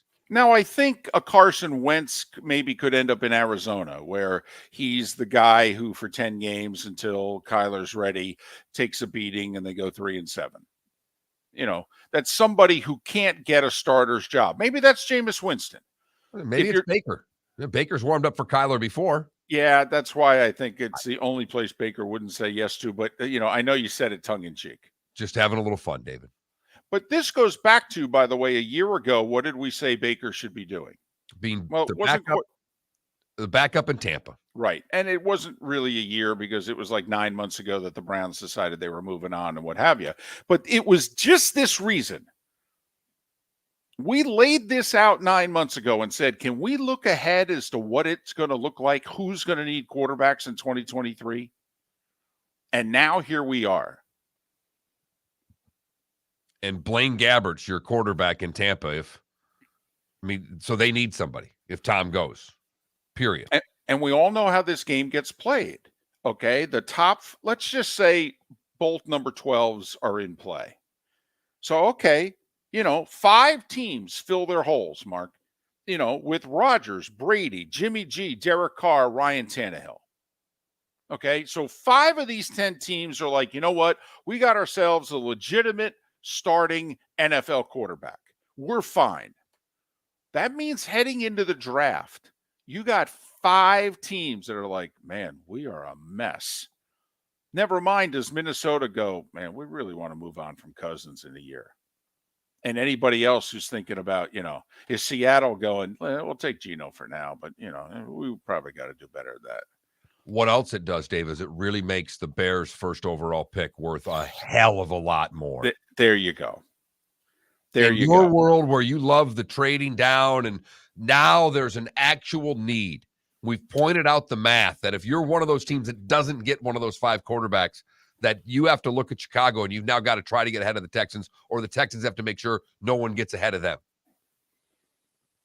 Because if Houston's going to take a quarterback, if Young and Stroud are going 1 and 2, and Chicago's going to stick with Fields, you're right, Mark. Now, that sucker's up for auction. And, honestly, we've seen it before. I don't think it's crazy when you look at this math and you play this game. Does somebody give the Bears 3 first-round picks? I think it might happen. 3 first-round picks. It's happened before. That is a king's ransom, and the Bears are in the catbird seat. Miller and Moulton. David Moulton for Napa Auto Parts, and Napa Filters. Insist on Napa filters for your vehicles, or if you're a do-it-yourselfer, only buy Napa filters. Napa has a filter for almost anything on earth that moves, whether it's motorcycles, foreign and domestic cars, vans, SUVs, earth-moving equipment. You get the idea. Napa Auto Parts, Napa filters. Insist on them for your vehicles, or if you're a do-it-yourselfer, only buy Napa filters. Miller and Moulton here for the Clutch Vodka Play of the Day. Mark, remember Nick Charles, Fred Hickman, the CNN play of the day? Yeah, CNN did a nightly sports show. That was a while ago. Yes, it was. Just work with me. Everyone liked the pod, the play of the day. So how about we have the Clutch Vodka play of the day? Sounds good. Fun. Smooth. Like Clutch Vodka. Listen weekday mornings for the Clutch Vodka play of the day. That's Clutch with a K. Golfers, are you bored of the same old driving range warm-up routine that's not getting you the results that you want on the course? Power up your golf swing by adding resistance bands to your range sessions with the Orange Whip Golf's Power Strap Kit. Featuring band attachments to your feet and hips, Power Strap resistance training will boost clubhead speed, increase power, improve flexibility, all with just a few swings. Buy a Power Strap Kit today. Go to orangewhipgolf.com and use code Miller10 to receive an additional 10% off the already great price of $119. Mark Miller for SWFL Golf Carts or online, flgolfcarts.com. If you're looking for a golf cart, an e-bike, or an e-motorcycle, go visit Alex and the gang at SWFL Golf Carts. flgolfcarts.com online. Check out their whole inventory. If you're looking for a custom cart, they can take care of you. 2-seater, 4-seater, 6-seater, they've got you covered. E-bikes, nobody better for value and service. E-motorcycles, check them out. Again, flgolfcarts.com. flgolfcarts.com. You were listening to Miller and Moulton on the Florida Sports Network.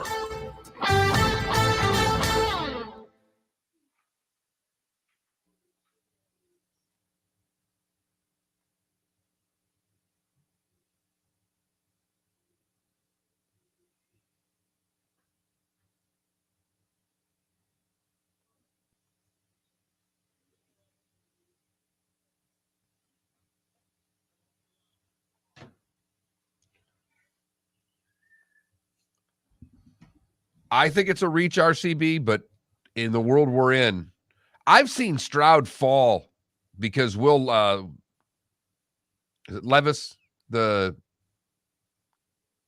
Kentucky quarterback's ranked higher than him on some people's boards.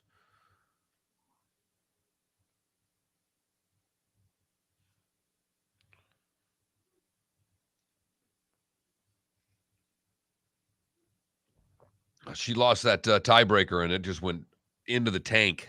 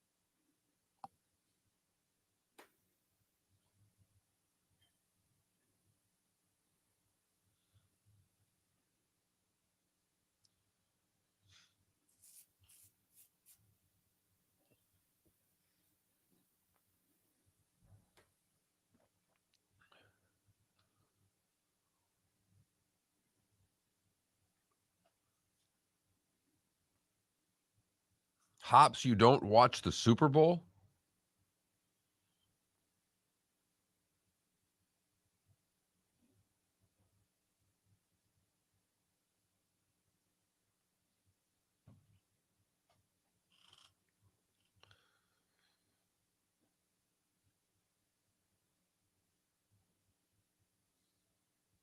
Good to see.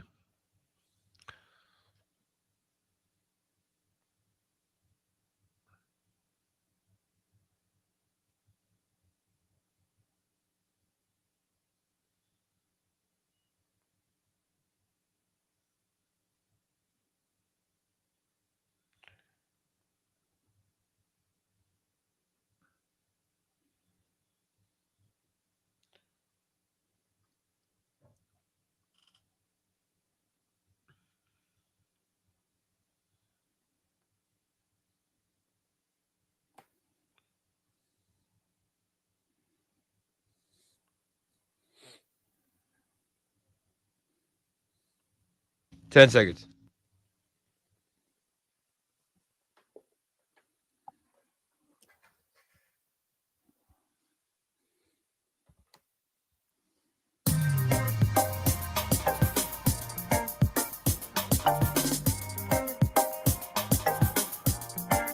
Welcome back to Miller and Moulton, only on the Florida Sports Network.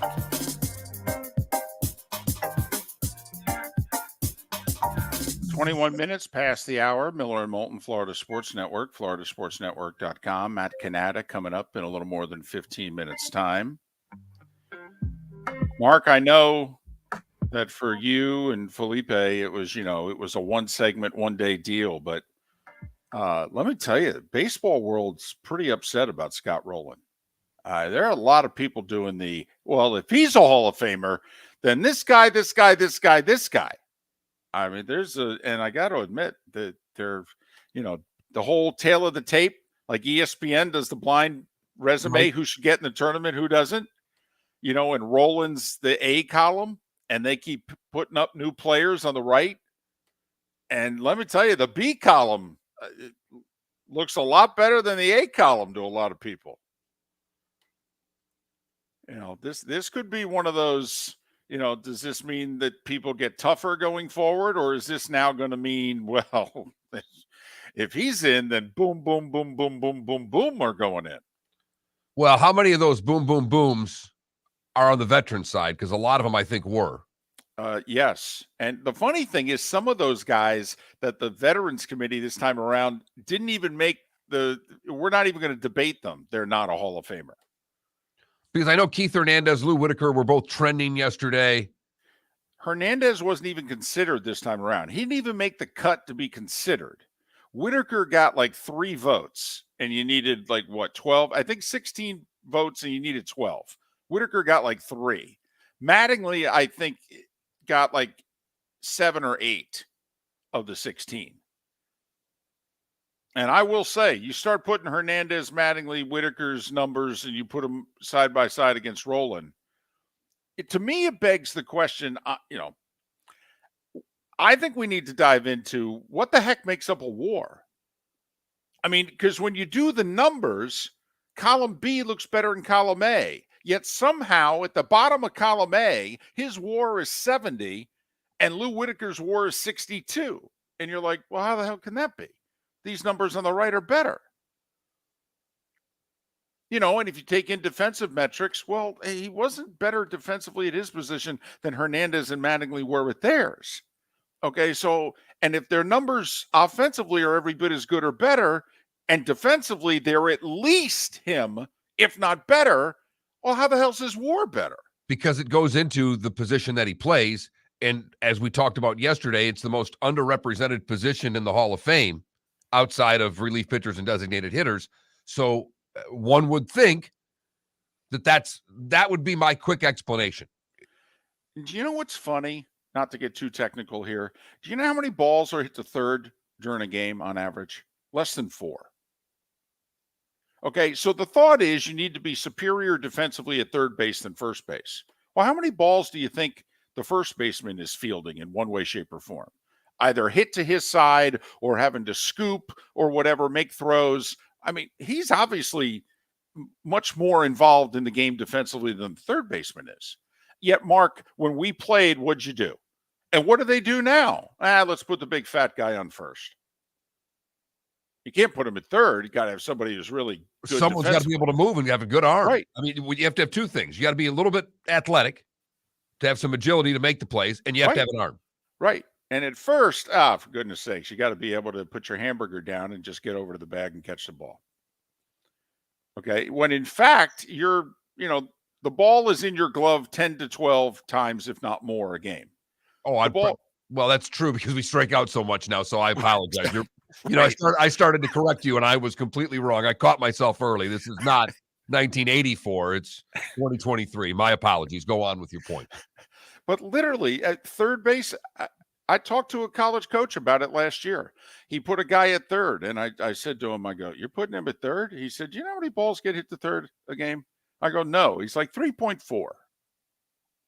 I'm like, really? He goes, "Yeah, if you want to hide somebody, put him at third." He goes, "Now the ball's going to find him in a key spot, and you're going to lose, and it's going to suck." He goes, "But if you just want to bat in the lineup for 7 innings, okay, the odds are the ball's going to be hit his way no more than 3 times.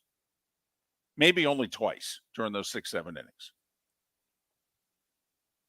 So anyway, I just, because you're right. Let me tell you, it's like, listen, you need a topic in sports talk radio. Let's talk Pete Rose in the Hall of Fame, and the phones light up. Mark, listen, baseball, you can't get people to pay attention to Major League Baseball during the season at all. Once a year, you vote for the Hall of Fame. Man, people get bent out of shape.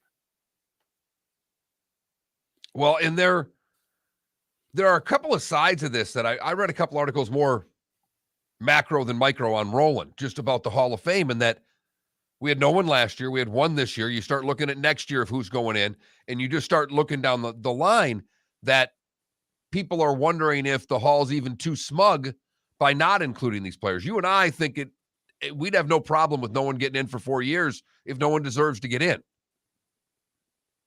But saw something like, who even remembers Scott Rowland? Like, Philly doesn't remember Scott Rowland playing. I don't. Scott Rowland finished in the top 12 of the MVP voting. He played 17 years. He finished in the top 12 of the MVP voting once. But I mean, his last relevant at bat was like 2011. I mean, yeah, he was an excellent defensive third baseman. Outstanding. Top 5 all time. He was. But I'm going to tell you right now, he wasn't a better defensive third baseman than Andrew Jones was a better defensive center fielder. No way.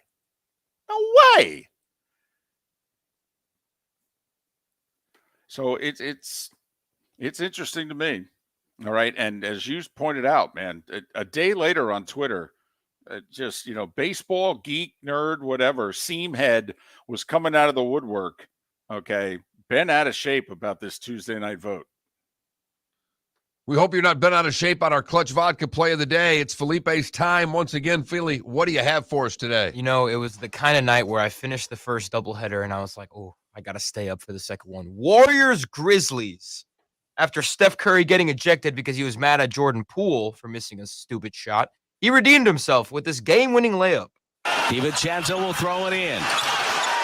Draymond Green orchestrating. Thompson curls right. He's not open. Pass to Poole inside. Layup is up and good. He scored it with a second to go. Zaire Williams will throw it in the baseline. Waiting, looking. Throws into Bane. Bane will just chuck it down the floor.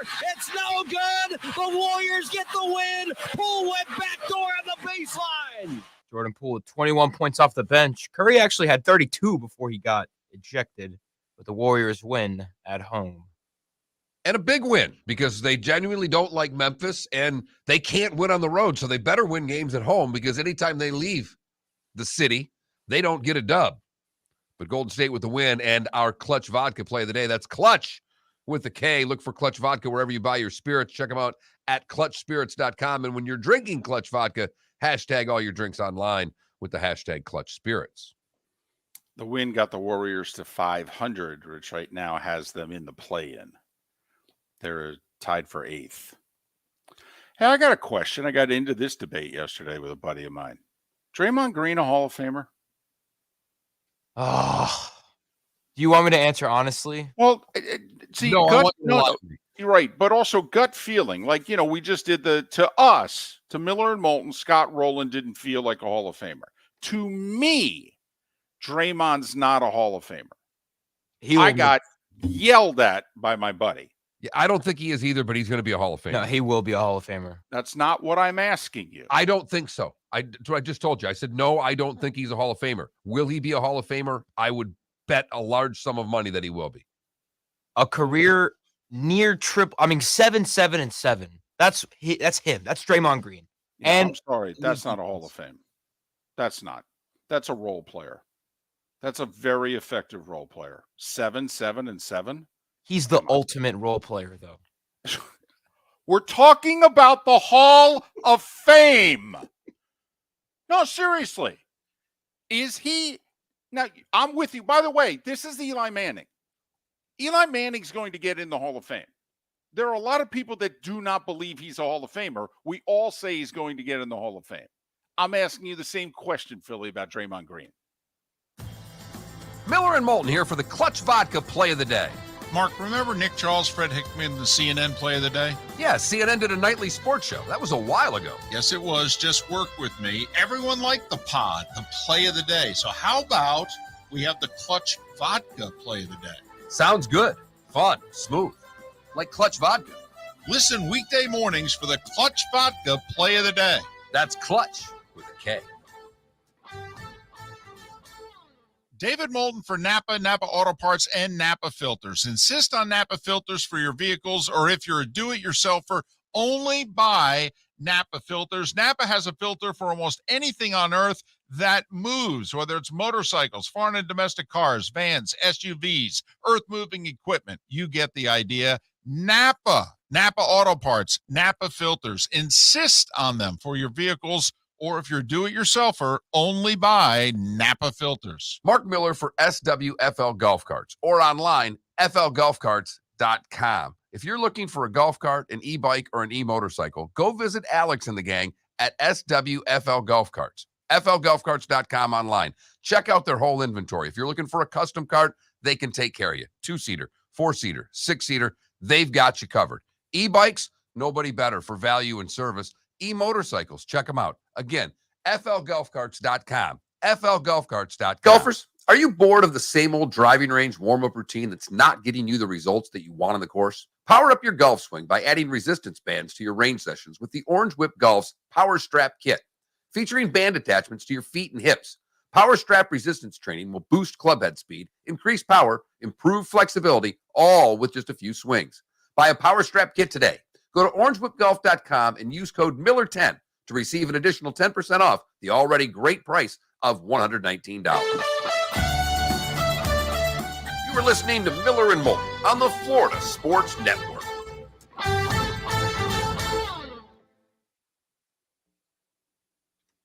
I think if you asked other NBA players. God damn it, Felipe. Will you fucking listen? Listen to me. I'm asking you a simple fucking question. Not what other people think, not what ultimately is going to happen.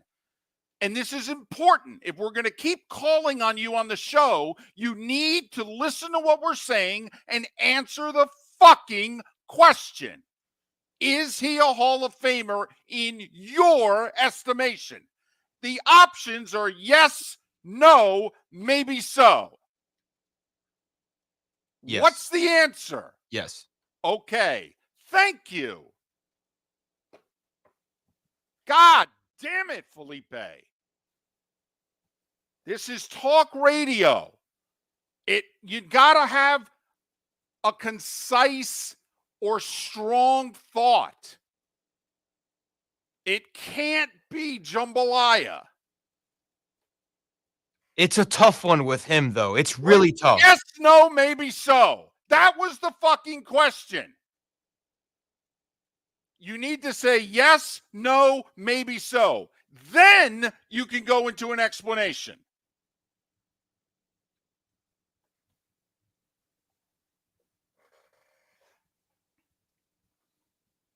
Matt Cannata next, everyone.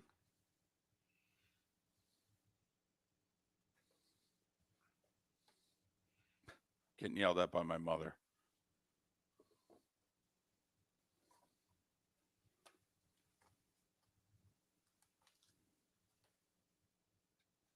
Adam, stop.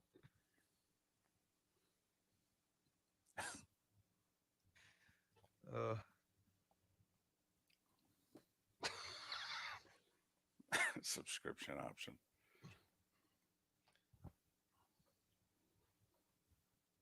Now, if Klecko dropped this, I'd understand.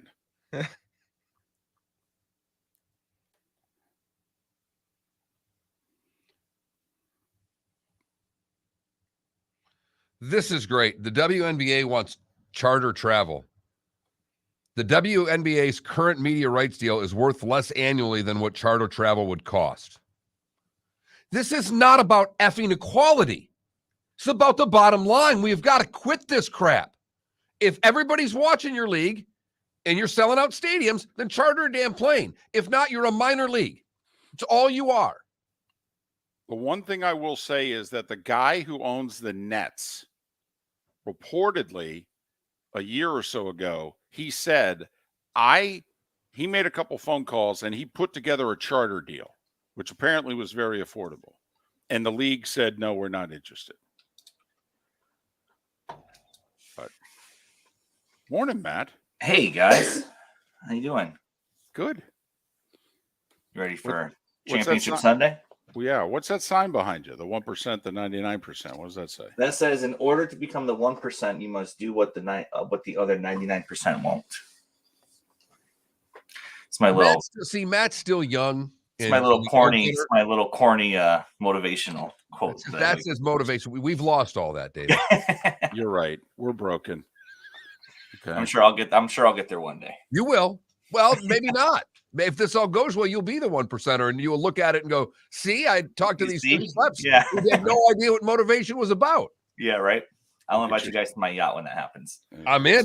Exactly. You'll look at your staff and you'll go, "You guys made fun of me for those corny meetings." Exactly. Okay. Exactly.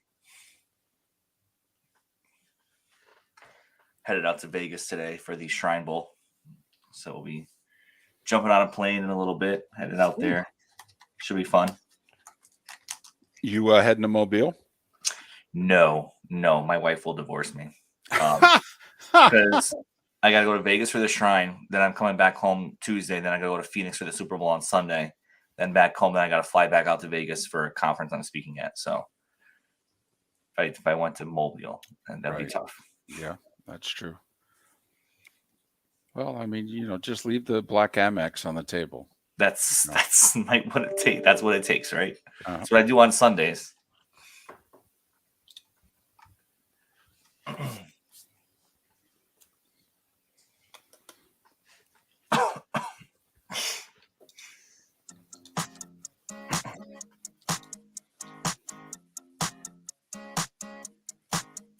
You're listening to Miller and Moulton, exclusively on the Florida Sports Network. 22 minutes before the hour. Miller and Moulton, Florida Sports Network, floridasportsnetwork.com. Matt Cannata, kind enough to join us once again. He of ProFootballNetwork.com, CollegeFootballNetwork.com. Follow Matt on Twitter, Cannata, 2 N's, 1T, PFN. Cannata PFN. You can follow Pro Football Network on Twitter, PFN 365, College Football Network, CFN 365. You get the idea. A bunch of websites, bunch of Twitter. Matt Cannata, he and his staff work a lot. How are you? I'm well, guys. How are you? We are good. Can we do a little coaching carousel here? Yeah.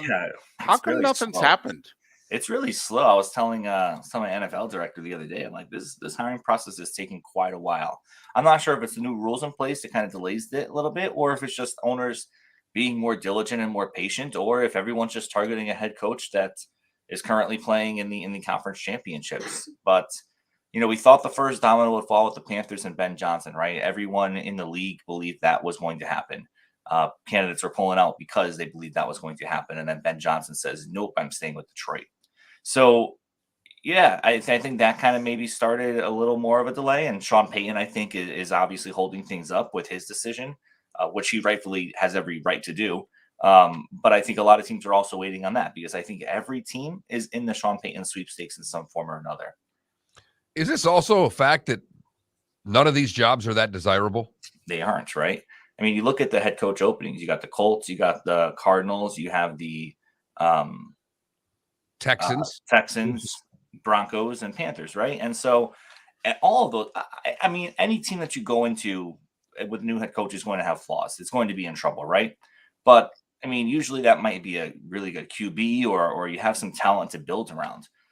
There's question marks on all of these teams. Even with Kyler Murray in Arizona, is he really the guy? And you just gave him a huge contract. Russell Wilson, you just gave him a huge contract. So you're stuck with these QBs that you had to deal with. Panthers, I think, are an underrated team because they don't feel sexy, but they do have a lot of talent on both sides of the ball. And that QB might be the missing piece to that puzzle that catapults them at least into the playoff as a playoff contender.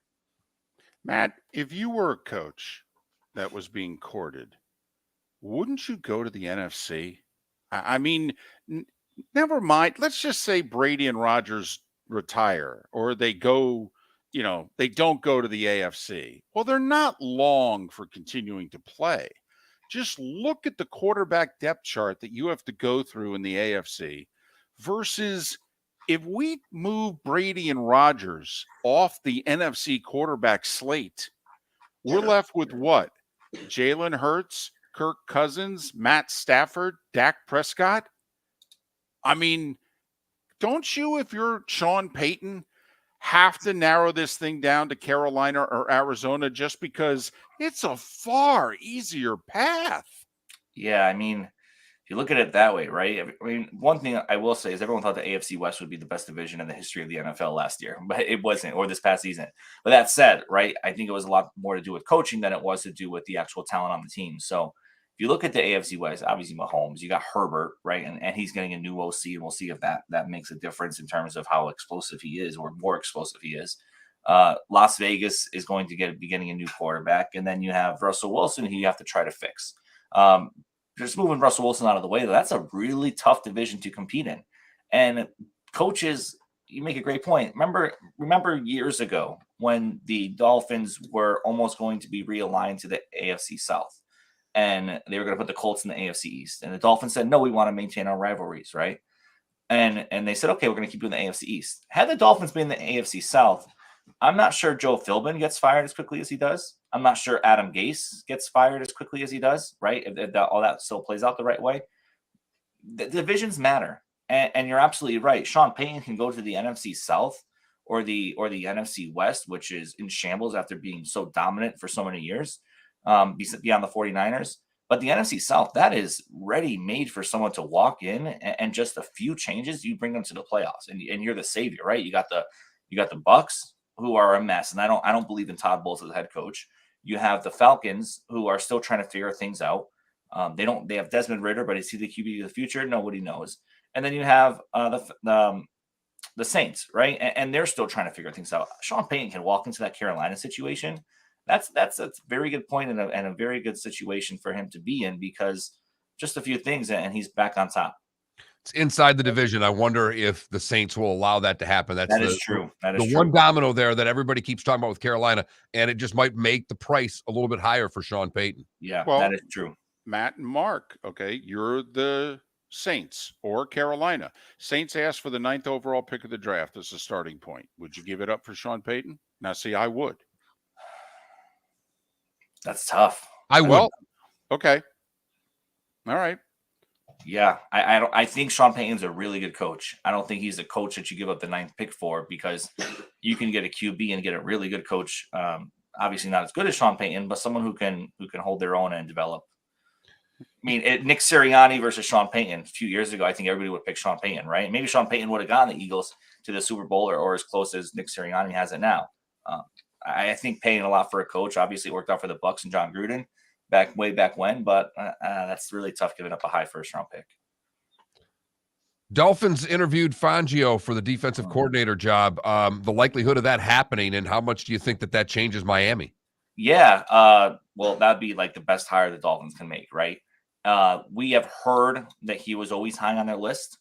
I think that he is for sure one of their top targets. We just don't know what Vic Fangio's thought process is. I also saw them interviewing Chris Richard, the former Cowboys defensive backs coach. Can't quite recall where he's at now, but remember he was interviewed for the Dolphins job before Mike McDaniel when Brian Flores was interviewed, and they picked Brian Flores, and Chris Richard was a finalist there. So that's an interesting one to watch too. Now, if Vic Fangio is the Dolphins defensive coordinator, then, McDaniel and him have a good relationship. They're from the same coaching group, the QB Collective, so they share the same agent and the same agency. So they have had the conversations, they have had the relationships in the past, and that helps a lot. Now the Eagles, if Jonathan Gannon gets a head coaching job, Fangio might want to go there because of just everything that they have and the personnel in place already. But the Dolphins are very much in play, and so what you have to look at, though, Fangio is a zone coach, not a man-to-man coach. The Dolphins played a lot of man-to-man this past season, another Josh Boyer. And Fangio runs a lot of cover 6. And that helps because when you don't have good cornerbacks or you have a lot of injured cornerbacks like the Dolphins did, you're able to kind of mask those a little bit. And so, the Dolphins have a strong defensive line. To play that kind of coverage, you have to have a strong defensive line to stop the run and pressure the QB.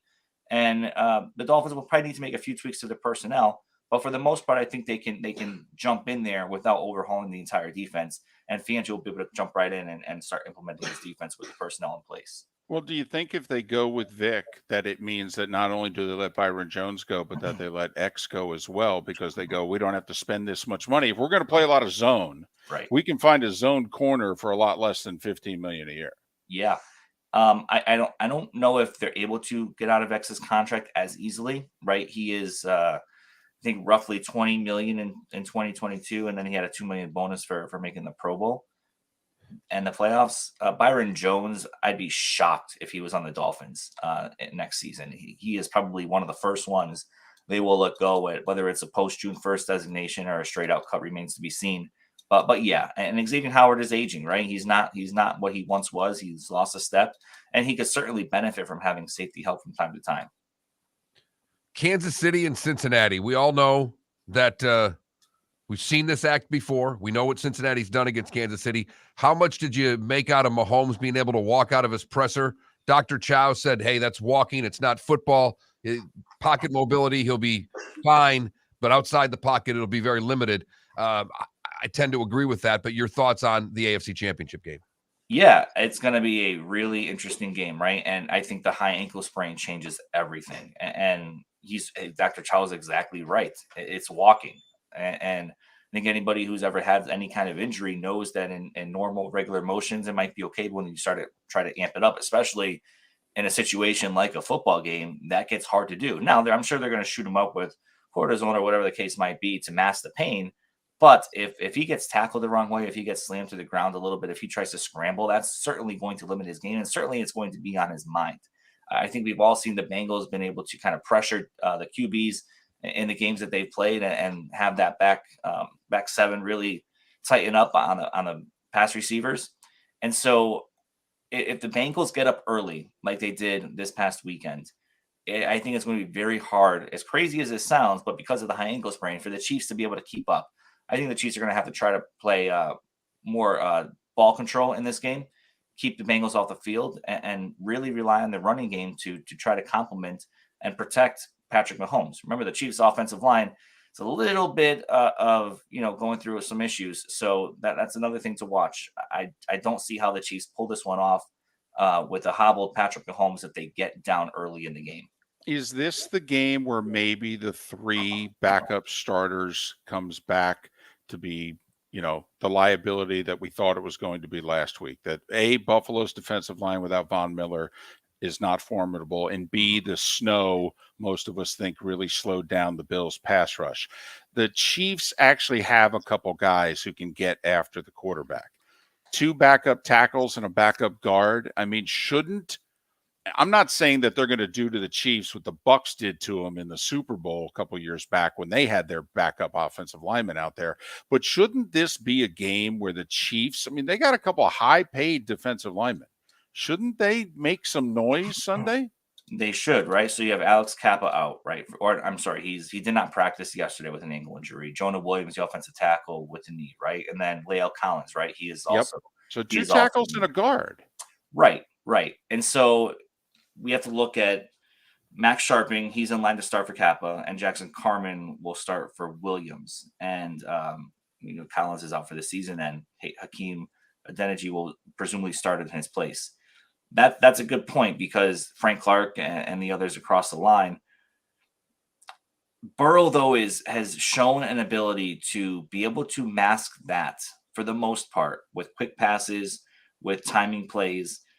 I think Joe Burrow is too good of a QB to stand in the pocket, maybe like he did in previous years, and just get blasted all game. I think the Bengals will be able to create that short passing attack, rely on Joe Mixon to pound the ball between the tackles. And I don't see how Joe Burrow, as good as he is now, right? I think he's a top 3 QB in the league, to be able to allow that pressure to get to him and impact the game in the way he may have in his earlier years in the NFL. All right, NFC Championship game. Everybody's talking about Purdy or Hurts in the Niners defense. To me, the one thing that's not being talked about is how good the Eagles defense. I think that's the X factor in this game. I think Purdy's going to go up against a defense that he's not seen the likes of since he's played. It's why I like the Eagles. What do you like in this game, Matt?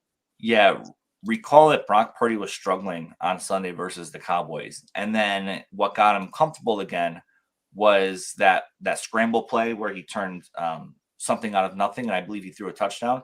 And then he started to settle in. He has not played a great defense in the past 7 starts. I mean, he's played some good defenses, but he hasn't played a defense that truly knows how to pressure the QB consistently and do it well. And the Cowboys showed signs of that, right? So they had impact pressure, and Purdy started to fall apart a little bit because he wasn't able to comfortably take screens or shots over the middle of the field. And what I've been saying with you guys the past few weeks, and we've been talking about at ProFootballNetwork.com, is that Purdy is really a point guard at this point, right? He's not the quarterback; he's a point guard. And when you can't take those shots, it's almost like Tua in a way, right? When all those teams took away the middle, you saw a different offense, and you just need a good defense to do this. He's not able to, make quick decisions and do all those things that he does well if you're constantly getting pressure on him. Purdy also has issues throwing outside the numbers or deep, and he's thrown shorter than just a few quarterbacks this past season. Only Matt Ryan and Daniel Jones has thrown for a shorter depth of target. And so the Eagles defense, I think they're going to shut down Brock Purdy. I've been waiting for Brock Purdy, for a team to actually make Brock Purdy play quarterback. I think the Cowboys were the first ones that came close to doing that. And I think we're going to see Brock Purdy here fall apart a little bit. No rookie quarterback in the AFC or NFC championship game has ever advanced to the Super Bowl. So that's also going against him. He's Matt Cannata, ProFootballNetwork.com, CollegeFootballNetwork.com, at PFN365, at CFN365. You can follow Matt on Twitter at Cannata, 2 N's, 1 T, Cannata PFN. Cannata PFN. Matt, we know you're going to do some traveling. Safe travels. We'll try to catch up with you over these next few weeks. We know it'll be busy, but safe travels. We'll talk soon. All right, guys. Thanks. Take care. Matt Cannata, Pro Football Network, CollegeFootballNetwork.com. So he's going Bengals, Eagles. Kind of leaning that way myself, David. Could be 3 of us. Oh, boy. Could be. You haven't made your decision yet? No. I'm not waffling, but I'm close. I'm pancaking both of these. I know where I'm at. I've been there since Monday. Miller and Moulton. Thanks for listening. No syrup, please. Ladies and gentlemen, once again. Yeah. Hi. Excuse me. Hey, the line starts back here. Ma'am, if your party's not here, you're going to have to go around and get it. If you had the opportunity to avoid all this, wouldn't you? Salt Life, making your trip to and from the airport seamless and stress-free. Salt Life is supported with the help of local partners like Zeppe's Tavern and Pizzeria at 41 and Wiggins Pass. Award-winning pizza with a cool rock and roll theme. Don't miss North Naples' newest sensation, Zeppe's Tavern and Pizzeria. When it's time to leave, book with the award-winning service for Naples Daily News Best of 2021. 250-mile radius, live 24 hours a day, 7 days a week. Serving a 250-mile radius of Southwest Florida over 15 airports. Salt Life Transportation, the official transportation of the Miller and Moulton Morning Show.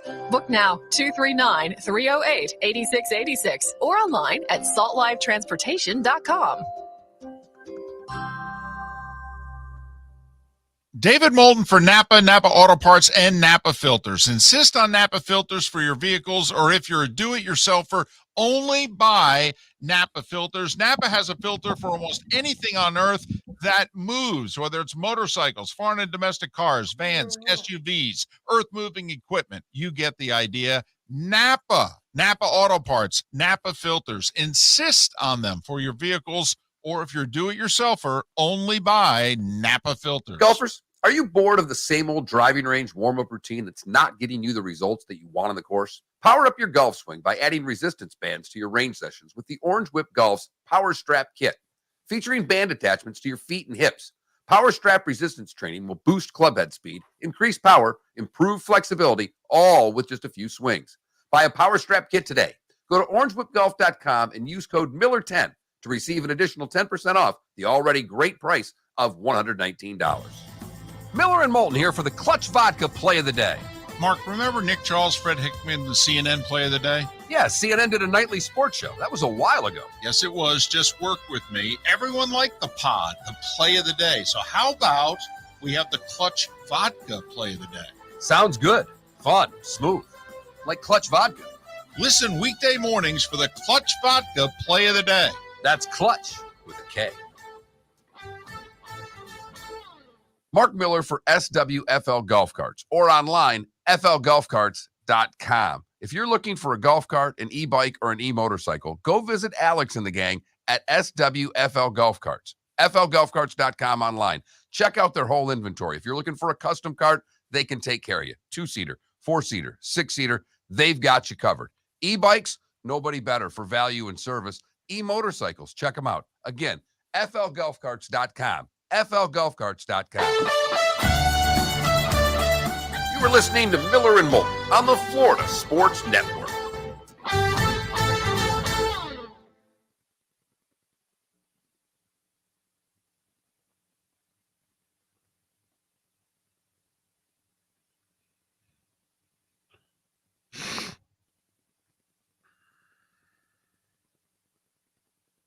So, Mark, what'd you get from Fat Cats? I had the venison burger, and I had the brisket burger. I had 2 burgers, no sides. Nice. No side, no fries? No. I don't like waffle fries. No? Oh, They've got the skinny ones at the regular Fat Cats. They do the waffle. He did the waffle. I hate waffle fries. I don't hate waffle fries. They're just not my go-to. I understand. Hate's a strong word. Yeah. They're still fries. She runs your show, by the way. That's what I figured out last night. She what? She runs your show. What the hell does that mean? Means that your girlfriend runs your show. I don't know what my show is. Exactly. I don't know what you mean by that. She's in charge of the relationship is what I mean. Are you kidding me? Are you kidding me? That's what I took from last night. Really? His girlfriend waited on us at Fat Cats. Oh. Okay. Really? Yes. Wow. I met your dad. I've never met your mom. Your dad is a very nice guy, but unassuming. My guess is he just goes along with what mom. She's a principal, so she runs his show, and you were raised in that. So she runs your show. Who runs the show? My wife runs my show. Who runs the show at your house, mom or dad? I mean, no. Here we go. Felipe, it's the same damn question that was Felipe. I'm sorry, I was out of line in the or way. dad. Okay, mom. You know she runs They've the both show. had the same job for 30 years. I got you. But inside the house, who runs the show, mom or dad?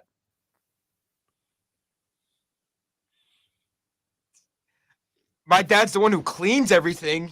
So mom runs the show. And that's Felipe. not a knock on your father. My Felipe. wife runs my show. I admit it fully. So it's not a knock on me that she runs the show? No. No, it's just Oh, it's no. just the way it goes. No. Felipe, I was out of line in the way I yelled at you, and I'm sorry about that. But I will say how you just answered Mark was my point. Right, exactly. I'm sorry, it was unprofessional. No, and it's fine. You don't deserve to be yelled at like that. But you gotta answer the question. I know. Answer the question. I know. I could literally do a whole segment about the Draymond Green Hall of Fame case. And that's fine. That's fine. But so I'm guessing you believe he's a Hall of Famer. So the answer was yes. Yes, I know, but it requires a lot of No, it doesn't. No. See, that's where you're No. wrong. Yes, here's why. Okay. Okay, Felipe? It's that simple. Okay. Yes, he's a Hall of Famer. Give me a second to explain why. Then we all back off and let you explain. You've got to start with your answer. That's the point David's making. It's imperative that when you are asked a specific question that you answer that question and then go. And Felipe, I wasn't yelling at you about David, Mark, and Felipe. I'm trying to get you to be a sports radio guy. Okay. If someone asks you a question on air, you have to answer it. And you need to answer it definitively. Now, you can answer it definitively, and then as you're explaining it, actually backpedal. And then we make fun of you, and that's okay. All right. Again, this is better than college. Oh, well, listen, don't get me started on what you learned in 4 years in Estero versus what you could learn in 4 hours here.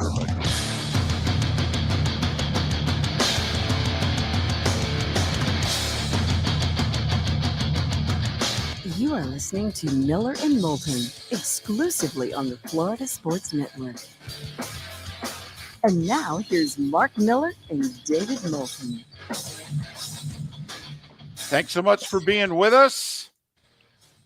Third hour of Miller and Moulton on this final Thursday of January. Miller and Moulton, the Florida Sports Network, floridasportsnetwork.com. Miss any part of the show? We podcast every hour. And so just go to floridasportsnetwork.com and download what you missed. And we're very appreciative no matter how, when, and where you take in this show. Text line, as always, is open at 21,000-21,000. Anything and everything you may want to discuss, you can text us in. And as David said, twitch.tv/Miller and Moulton. It has been a lively Twitch show today, to say the very least. Yeah, I had off the rails during some breaks. I did. And it's been fun. I was screaming, yelling, cursing. Got chastised by my mom. Big block letter. She simply just texted me David with 3 exclamation points. And the thing is, she's coming to town in a few days. So I may pick her up at the train station, and before she greets me, she may just like slap me like Cher to Nicolas Cage. Okay. And then hug me. Okay. But she's very protective of Felipe, and I jumped Felipe pretty hard last hour. You did. I did. He survived. I know. I'm trying to make him a sports talk show host. Okay. Because especially, I mean, I could see him, doing NBA stuff. He has such a passion for it. I mean, earlier in the show, I mentioned, could have been a finals preview last night, Denver, Milwaukee. And he goes on and says, oh, that would be awesome. There are 9 people. Right. Nobody is saying that. Right. There are 9 people in North America who would answer that question that way. Okay. And Felipe's like, oh, that would be amazing. I'm sorry. Did we just say Denver and Milwaukee? We didn't mean the Broncos and the Packers, We meant the Nuggets and the Bucks. It is the total. I know Super Bowls can have better ratings with certain teams, and it was obvious with the number that the Dallas 49ers game did in the divisional round, just to let you know how many people are watching Dallas Cowboy football. But it is amazing. The Super Bowl doesn't matter. We could end up with whatever you think is the worst combination of this. And I think it would be Cincinnati, probably in San Francisco, from a TV rating standpoint. Yeah. And it'll still do a gigantic number. Right. It'll do 100 million. You do that in another sport where you threw 2 teams that aren't in the biggest markets, and it just crushes the sports rating. You do that in baseball or basketball. I won't even bring up hockey. Hockey needs to have a major market just to see if they can get a number, not people watching. By the way, I'm sorry, Felipe, did you see how many people watch Cowboys Niners? Yeah. 46 million. Yeah. Bengals Bills did 39. So the warm-up did 39. Jags Chiefs, by the way, was the best first game of the divisional round in 7 years. 32 and change. Watch Jags Chiefs. Much closer game than expected. Jags with back-to-back prime time games leading up to it. America actually knows who 6 or 7 players on the team are now. And this Patrick Mahomes guy's rates a little bit. Yeah, people seem to like him. They've gotten used to him in the last 5 years. But the other point you make there, David, they like him.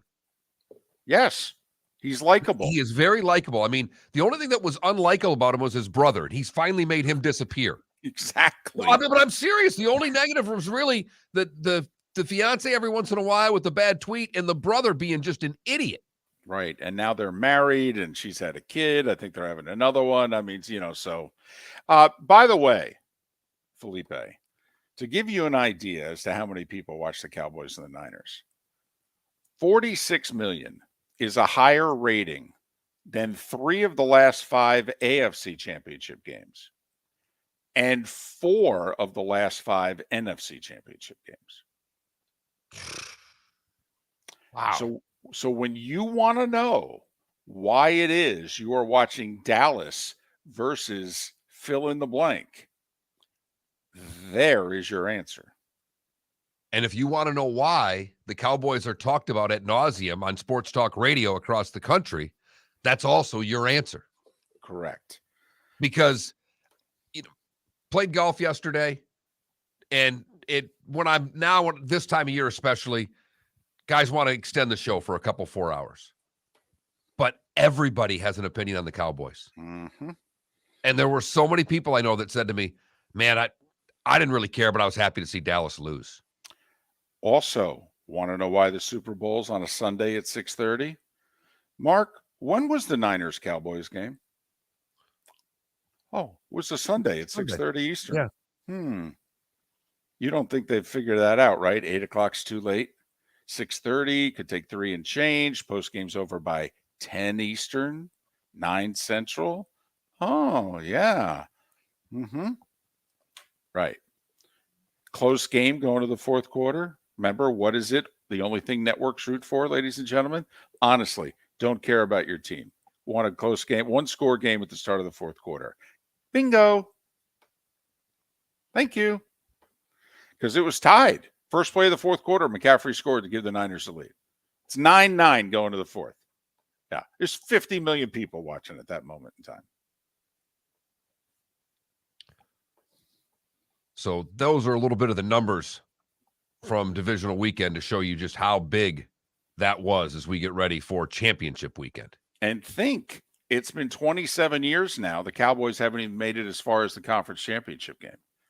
I mean, let's be honest. If it was Cowboys-Eagles, even though that's the early game, right? Yes. Yeah, the NFC's NFC game's the first game. So it'd be 3 o'clock on Sunday. If it was Cowboys-Eagles, a game do 55 million people. Yes. Maybe more. I mean, think about the hype this week would have been if the Cowboys were in the NFC Championship game. We've talked about the Cowboys. I don't mean we, but I mean there's been more stories on the Cowboys this week almost than there has been on the Eagles or the Niners, and they're out. But yeah, 46 million. Hello. Can I give you a little stat, David? Go for it. Little number I saw that backs up what you were talking about. Dan Orlovsky put this out a little while ago on Twitter. The Chiefs had 241 quarterback pressures this year. Second in the league. Only Dallas had more. They led the league in contacts on the quarterback. So, David, as you've talked about the offensive line of Cincinnati, it's been really the point you keep bringing up about that offensive line and the Bills not being able to get to the quarterback, and you think the Chiefs will. The numbers back up what you're talking about, that the Chiefs get to the quarterback. They hit the quarterback, that Joe Burrow will be under pressure, and he will be knocked around on Sunday. Burrow's been sacked 45 times this year. They played 18 games. Do the math. It's like 2.5 times a game.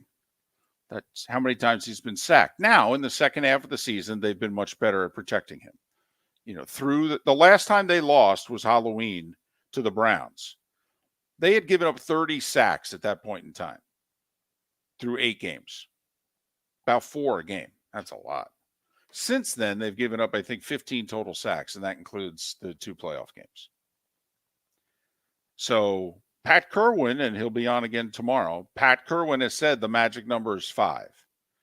They don't win if you sack them 5 times. Believe it or not, his record, if you only sack them 4 or less, is staggeringly good. But, Mark, I will make a prediction. If there's a prop bet for this, and I'm sure there is, I will bet you Chris Jones gets a sack. He's been hearing now all week that in his playoff career, he does not have a sack. This guy had 15 and a half sacks this year. He's had 15 and a half sacks twice in his career. He is an elite defensive tackle. He is. He's one of the 5 best in the league. He does not have a playoff sack. He's played 12 playoff games. If there's a prop bet on Chris Jones getting a sack, I'm all over it. And to me, it's when I look at all 4 teams, Cincinnati's flaw right now is their offensive line weakness. Kansas City's flaw, unfortunately, is Patrick Mahomes' ankle. And their secondary. The Niners' flaw is their quarterback. And I'm trying to find one with the Eagles. I think they're the most complete team left, David. I really do. I don't disagree. Occasionally, at times this year, teams have run the football against the Eagles. At times. But then again, they went out and got 2 defensive tackles and an edge rusher throughout the course of the season. And teams, like the Saints ran it pretty effectively against them late in the year. We don't know if that's a flaw in the Eagles or if, in fact, the Eagles were kind of bored once they got to 13-1. Last week when it was the only chance the Giants were going to have was to run Saquon, the Giants line got overwhelmed. So, Mark, I'm with you. To me, that's I believe San Francisco has to run the ball better against Philly than they ran it last week against Dallas. Dallas had been susceptible to running games.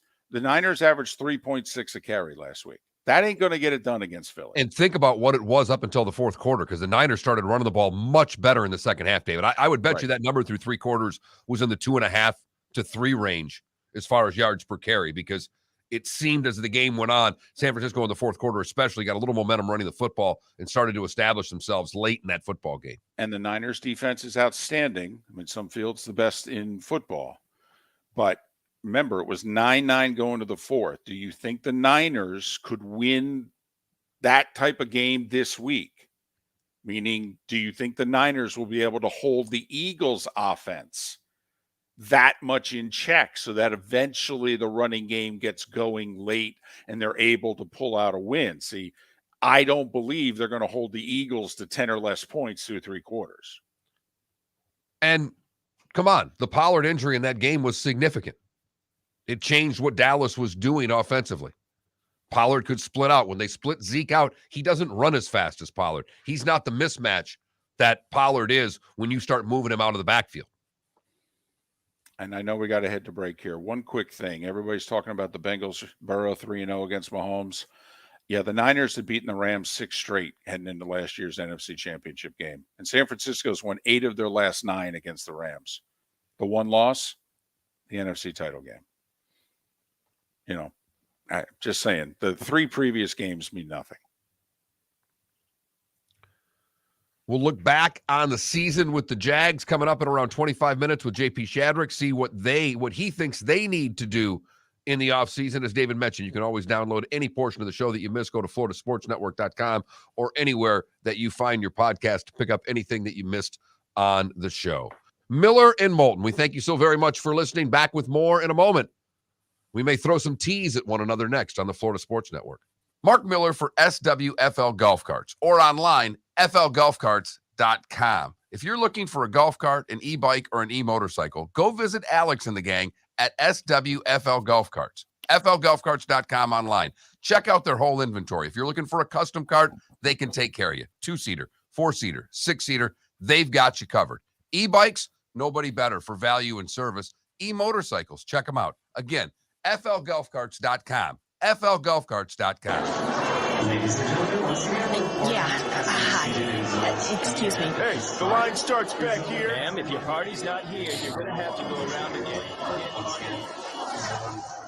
If you had the opportunity to avoid all this, wouldn't you? Salt Life, making your trip to and from the airport seamless and stress-free. Salt Life is supported with the help of local partners like Zeffy's Tavern and Pizzeria at 41 and Wiggins Pass. Award-winning pizza with a cool rock and roll theme. Don't miss North Naples' newest sensation, Zeffy's Tavern and Pizzeria. When it's time to leave, book with the award-winning service for Naples Daily News Best of 2021. 250-mile radius, live 24 hours a day, 7 days a week. Serving a 250-mile radius of Southwest Florida over 15 airports. Salt Life Transportation, the official transportation of the Miller and Moulton Morning Show. Book now, 239-308-8686 or online at saltlifetransportation.com.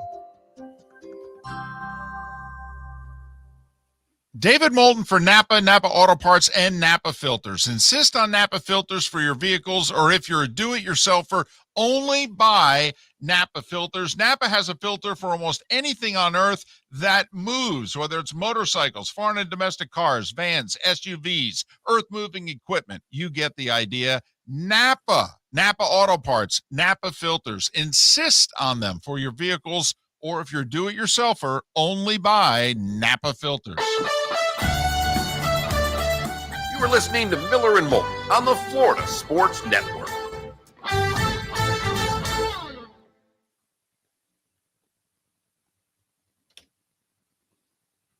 You know, the funny part is that from a basketball standpoint, a Nuggets-Bucks finals would be one of the best finals ever. Both those teams are so deep. And you have two of the best European players of all time.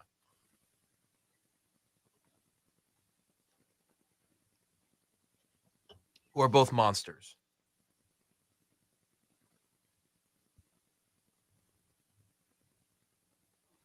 Felipe, I'm now rooting for a Denver-Milwaukee final just because I want to make ratings bets with you. Honestly, what is the NBA Finals? Like a good NBA Finals, they can get to like a 9, right? We're talking rating or millions?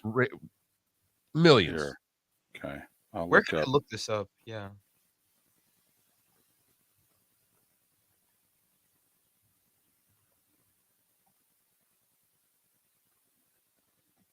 So the 2022 NBA Finals were watched by an average of 12.4 million viewers. To give you an idea, by the way, 5 years before that, LeBron with the Cavs and Steph in Golden State, 20 million people watch those finals. Yeah.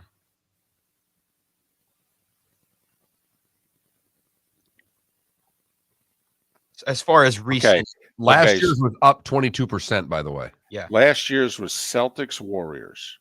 Okay. You want to replace it with Denver Milwaukee. I'll give you over under 10 million right now. Under. You think it'd do under 10 million? I guarantee it will. Over under 10 million. If last year's did 12-4 with the Celtics and Golden State, Steph Curry, going 6, by the way. The number, I think right now Steph's the number one draw in the game. Against the Celtics. Against the Celtics. Which brings the whole Northeast corridor into play. You're talking about Milwaukee from a television market standpoint. And Denver. In Denver. My best friend lives in Denver. He came in last weekend. I said to him, "Hey, Steven, okay, the Nuggets have the best record in the West. Does anybody care?" And he went, "No, nobody talks about them." He goes, "People talk more Avs than they do Nuggets." Wow. Yeah. If you exclude the bubble finals, yeah, Bucks Suns was the first finals to do under 10 mil since LeBron and Cleveland in 07. Right. And I would name the bet that Bucks Nuggets would do less than Bucks Suns. Because at least in Phoenix, it's a top 10 market, and it's not close. The Phoenix Suns are the number one team in that market. Yeah. Phoenix is the number 6 or 8 market in the country. Denver's in the 20s. All right. Phoenix had Chris Paul, all right, who, was a bit of a story. Old guy, hasn't won it. I mean, Felipe, I'm sorry, this is America. Nobody gives a damn about Jokic. I mean, and by the way, these two have won the last 4 MVPs, right? Right. Every MVP since 2019. Exactly. They've won the last 4, and one of them's probably going to win it again this year. It is a remarkable matchup. I mean, if you name these teams the Lakers and the Celtics and made them Larry and Magic, okay, but the problem is it's Milwaukee and Denver, and it's Nikola Jokic and Giannis, and I can't even say his last name. Come on. No, Give it a shot. I can't. No. Antetokounmpo. No, Giannis and Greek freak. Antetokounmpo? What? Antetokounmpo. Antetokounmpo. I think that was just an FCC violation. No, that was you an hour ago. Yeah. By the way, I tweeted last night. Yes, it was. My mother doesn't do block letters either. Okay, honestly, I'll have to look back. Last time my mother sent block letters to me and exclamation points. Oh, someone texted me already who was listening. They said, "How's your asshole?"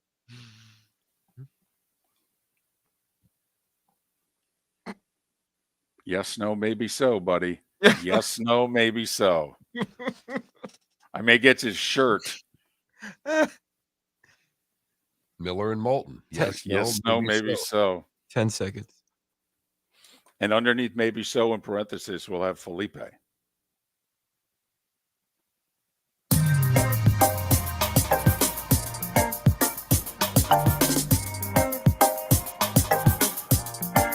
Welcome back to Miller and Moulton, only on the Florida Sports Network.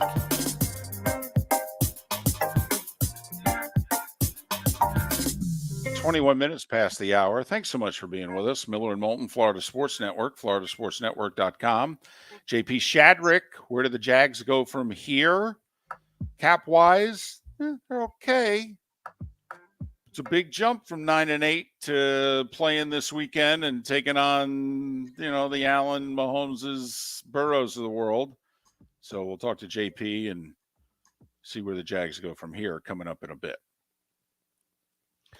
So we talked a little golf earlier, the whole Patrick Reed, Rory McIlroy tee throwing incident at the DP Tours event in Dubai. I'm sorry, where's the event again? Dubai. Oh, okay.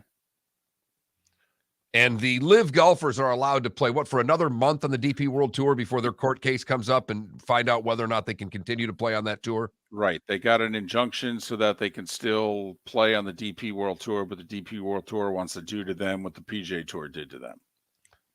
And you have to root hard for a guy like Henrik Stenson this week. You want him to win so you can accumulate points to have a shot at the Ryder Cup, because there's Stenson's the only one with like an outside track. If he'd have to do everything perfectly, but to qualify for the Ryder Cup and be on the Live Tour would be remarkable.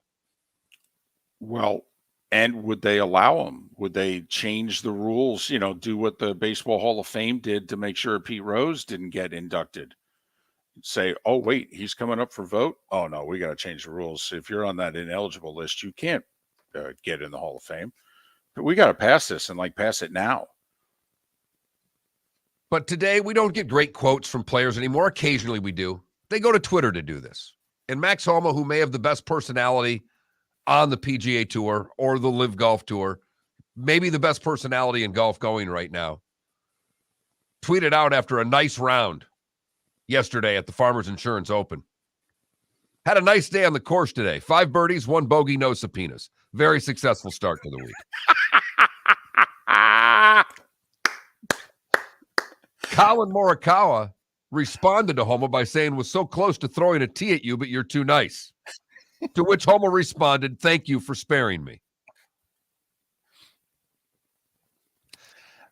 Hey, anything that gets more personality out of these guys, I don't know about you, I'm all for. Well, you and I mean, look at the leaderboard at the Farmers Insurance Open. Oh, Who come are on, the Mark. guys that are there? I've Come never on, even Mark. heard of these guys. Aaron Ray. Aaron Ray, there's a household name in golf for you.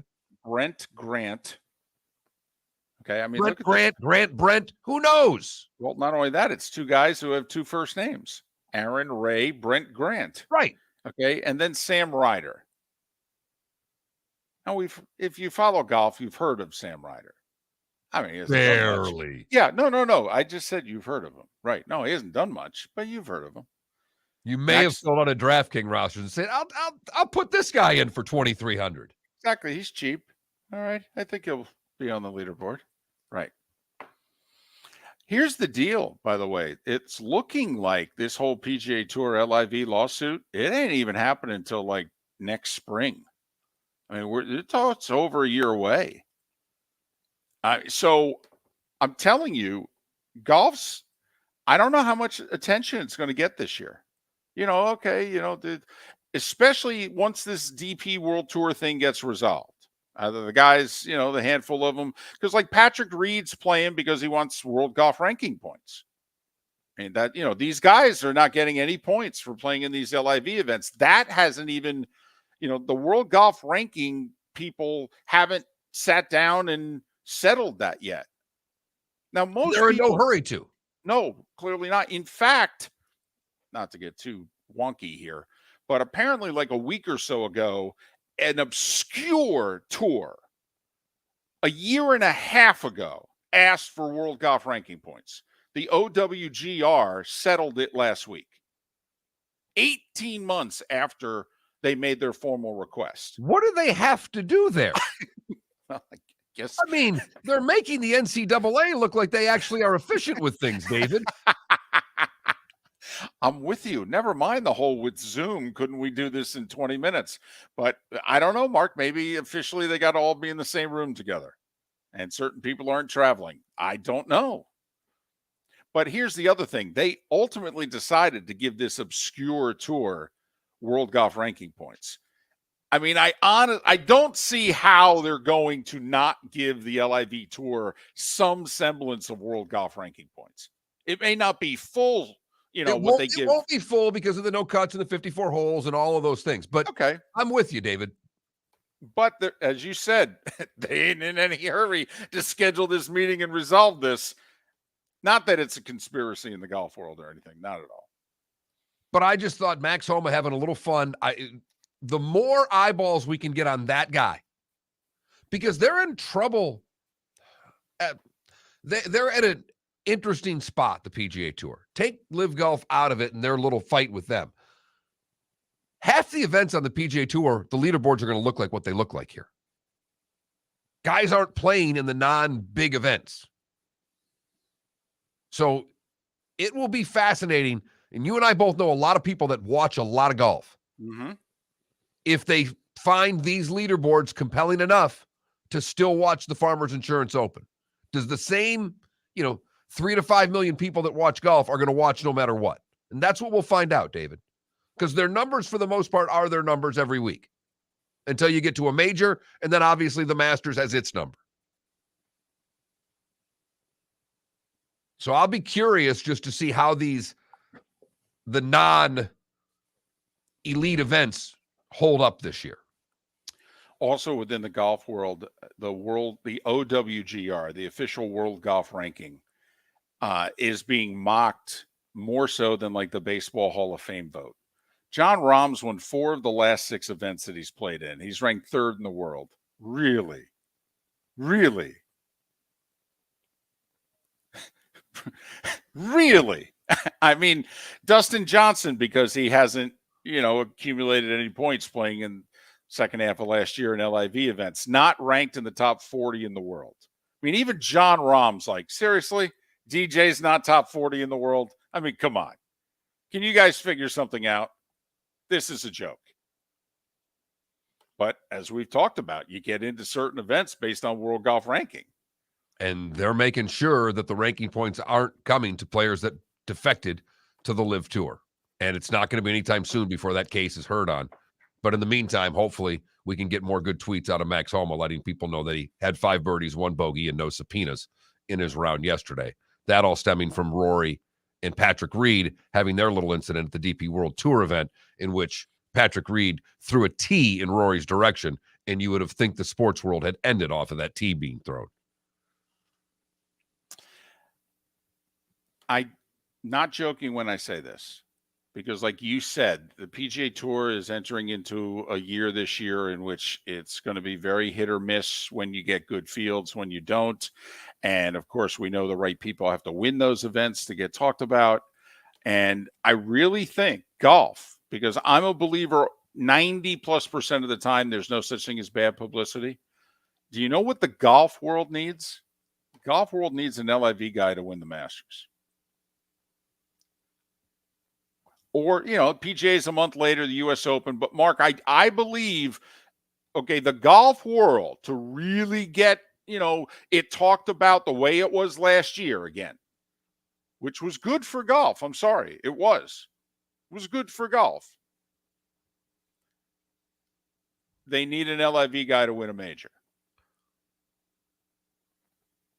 Well, because they're not going to end the President's Cup and have a live versus PGA Tour event that would be must-watch television. Well, because then also it gets into the whole, hey, shouldn't DJ be on our Ryder Cup team? I mean, he was only 5-0 the last time we did this. That's right. We went through a President's Cup. No one cares about that. The Ryder Cup's going to come, and it's not going to look the same to so many of us. And the Ryder Cup's over, it's over there. It's across the pond. We haven't won there since 93. 30 years since we've won on foreign soil. Don't you think we want to put our best team forward? Miller and Moulton. JP Shadrick next. Mark Miller for SWFL Golf Carts, or online, flgolfcarts.com. If you're looking for a golf cart, an e-bike, or an e-motorcycle, go visit Alex and the gang at SWFL Golf Carts. flgolfcarts.com online. Check out their whole inventory. If you're looking for a custom cart, they can take care of you. 2-seater, 4-seater, 6-seater, they've got you covered. E-bikes, nobody better for value and service. E-motorcycles, check them out. Again, flgolfcarts.com. flgolfcarts.com. Miller and Moulton here for the Clutch Vodka Play of the Day. Mark, remember Nick Charles, Fred Hickman, the CNN Play of the Day? Yeah, CNN did a nightly sports show. That was a while ago. Yes, it was. Just work with me. Everyone liked the pod, the Play of the Day. So how about we have the Clutch Vodka Play of the Day? Sounds good. Fun. Smooth. Like Clutch Vodka. Listen weekday mornings for the Clutch Vodka Play of the Day. That's Clutch.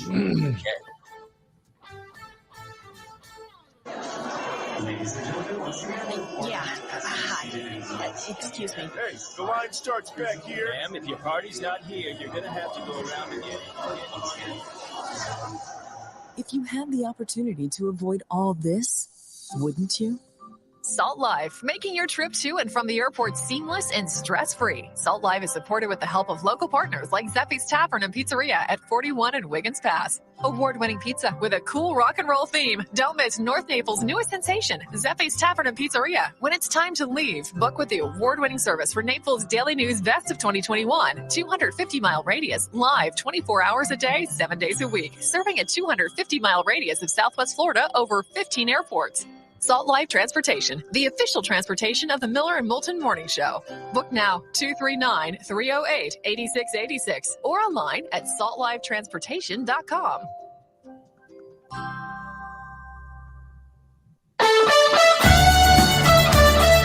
You are listening to Miller and Moulton on the Florida Sports Network.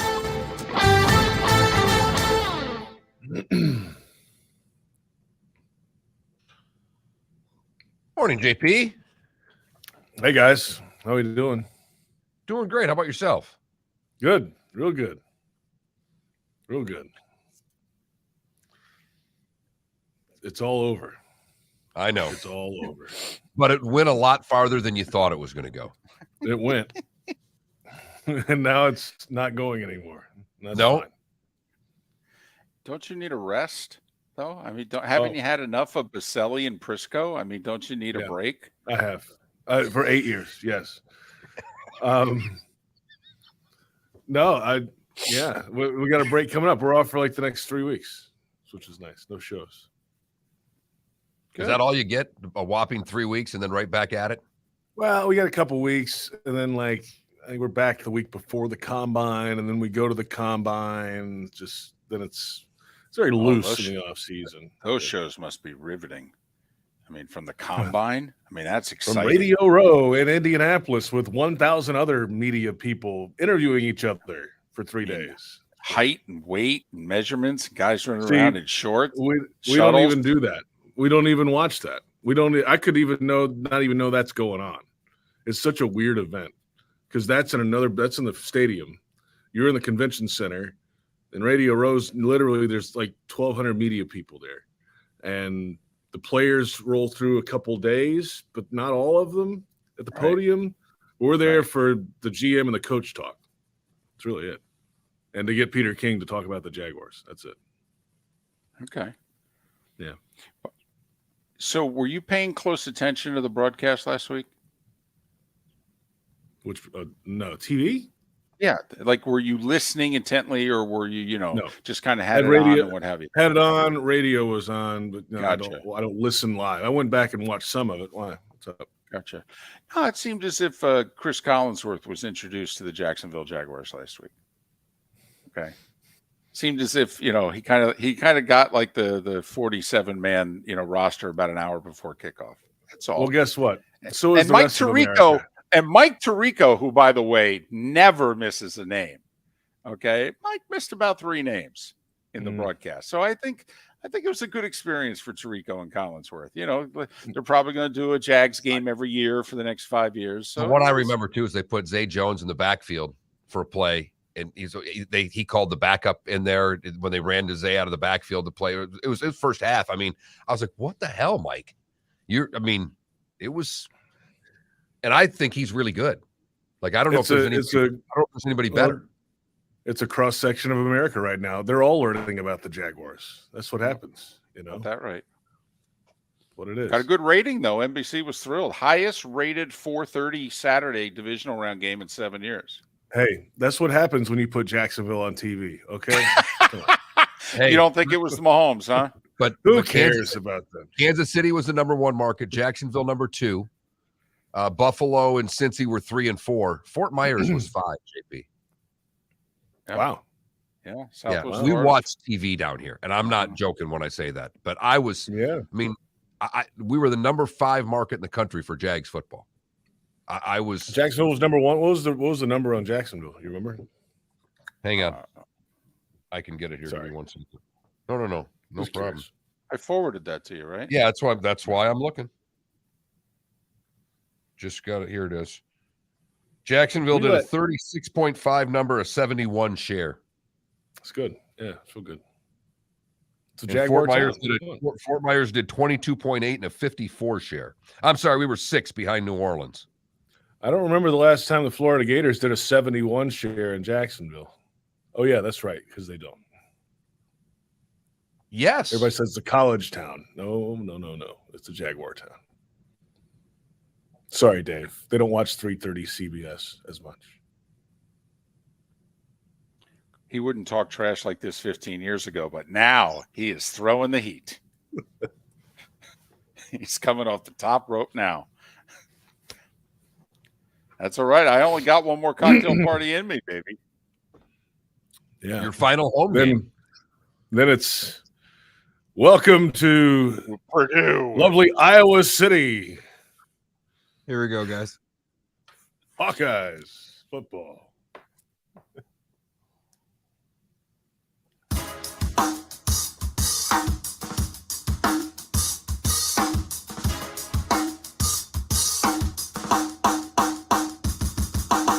Welcome back to Miller and Moulton, only on the Florida Sports Network.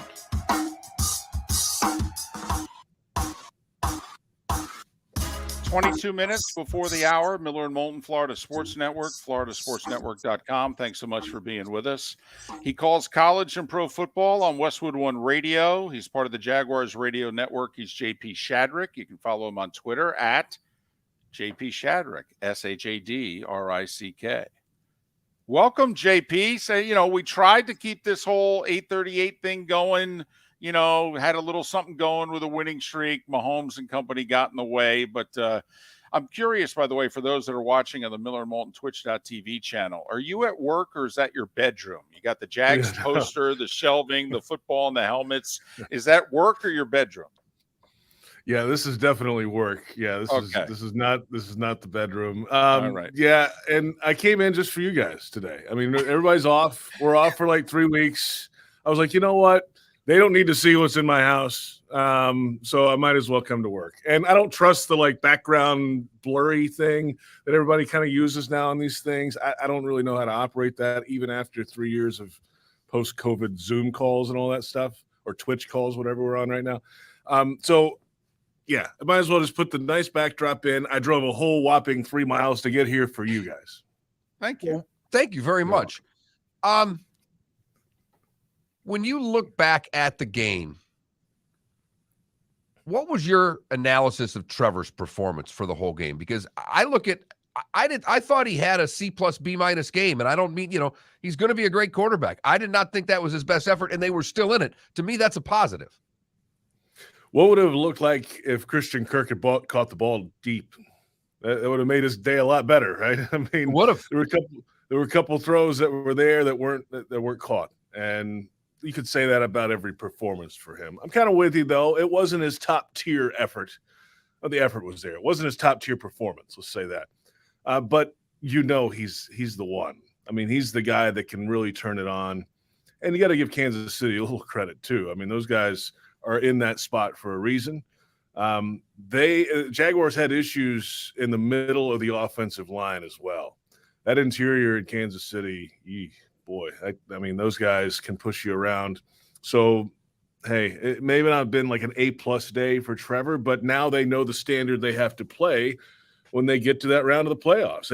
This is not, it's different. The regular season is tough anyway, NFL.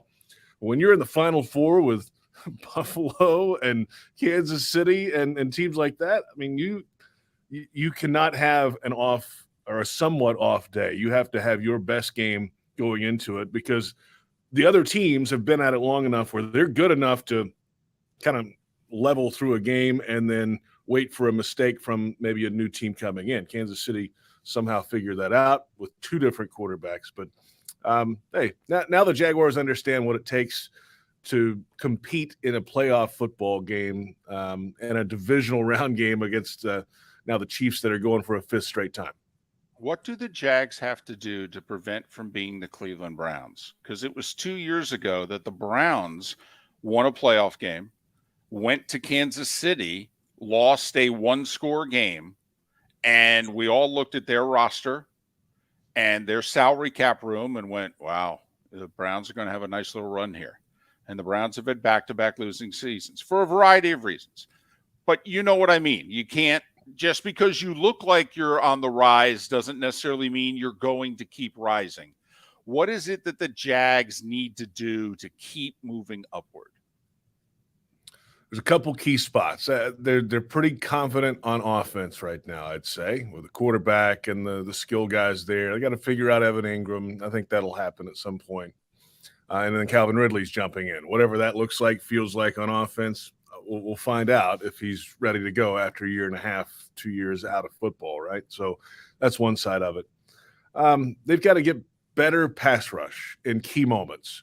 They couldn't pass rush Chad Henne, and they couldn't pass rush a one-legged Patrick Mahomes the other day.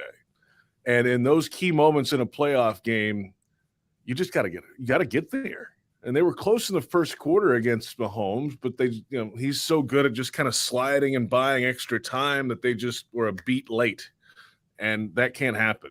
They've got to figure out whether it's a scheme change, moving some guys around, bringing in additional personnel, whatever that is. It's got to be more consistent, because I think they had 27 sacks or something, which is better than 9 that they had last year. But I mean, but when it comes down to it, in a tight game like that, in a key moment, you got to get home. And they did that in the Tennessee game with a blitz from a safety, right? On the sack fumble to take it back for the touchdown. So whether it's that or just getting better penetration rush with 4, they've got to figure that out. They need another corner or maybe 2 as well on the back end. They're very confident in Tyson Campbell, but they need some help back there too. All right, how are they cap-wise and things of that nature? Are there any, they're mandatory. Are we going to lose Jags just because of cap casualties? And how are they sitting cap-wise? Yeah, they're up against it pretty tight. I don't know the exact number, but there's not a lot of wiggle room right now. I would think Shaq Griffin's gone. So, I mean, there'll be a little dead money on that, but it's enough where, okay, see ya. I But there's a believe, by the couple way, guys that, like that. and I want you to continue, but just for the record, Shaq Griffin, they'll save $13.5 million against the cap by moving on from him. So that will create some room. Who else? Yeah. He's out. I mean, there's a couple other guys. Did they move on from the left tackle who costs a lot of money, but he got hurt and they kind of sort of replaced him, or no? Cam Robinson is, well, I mean, he's here and he's a big number, and you just signed him last year to it. So, and they loved his play when he was in. Now they also liked what Walker Little did, and Tony Baselli on one of our shows Monday said that Walker played at, if not a little better level down the stretch, the last 3 or 4 games that he played than Cam Robinson.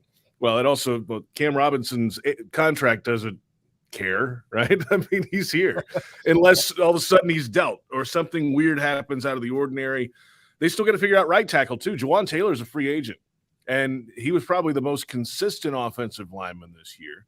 They've got to figure out that part of it too. So and that's the trick. You need Evan Ingram back. They'd like it. The right tackle, they got to figure that out. What's that going to be? They got some moves to make. Now, the one thing, I think they're one of 2 teams that haven't moved any money into the future yet.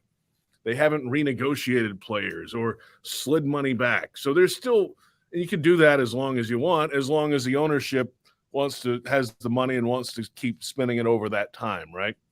That's an organizational philosophy, at least so far. We'll see in the next little while if that changes, if they're willing to kind of chop up some of these contracts and if the players are as well. So they're a little tight right now. And then the time frame, I mean, when does Lawrence get the new big, huge deal that'll change everything? Well, they can negotiate after year 3 with a drafted player. So this is year 2. They got one more season before they even can start negotiating anything. So, but you have to make decisions right now, knowing that's going to come at some point in the future if he continues to be your guy. And it feels like he's going to be the guy here for a while, right? So whether they get it done the first year in, I don't know, but he's the quarterback here. So you got to start building decisions toward that. 5 years ago, the Jags were 6 minutes from the Super Bowl. This year, obviously, they were a game plus away from the Super Bowl. Does it feel better now, though, than then? You know, that was the defensive team, a terrific young defense. We thought it was going to be a terrific young defense for the next 3 to 5 years, and that didn't happen. And also, that was Blake Bortles. Now, the team is constructed the way they are, where the strength is on offense, and the quarterback is Trevor Lawrence. Does the future feel, JP, brighter now than it did 5 years ago when the team actually went further? It's a very dramatic question, Dave. I like your approach there.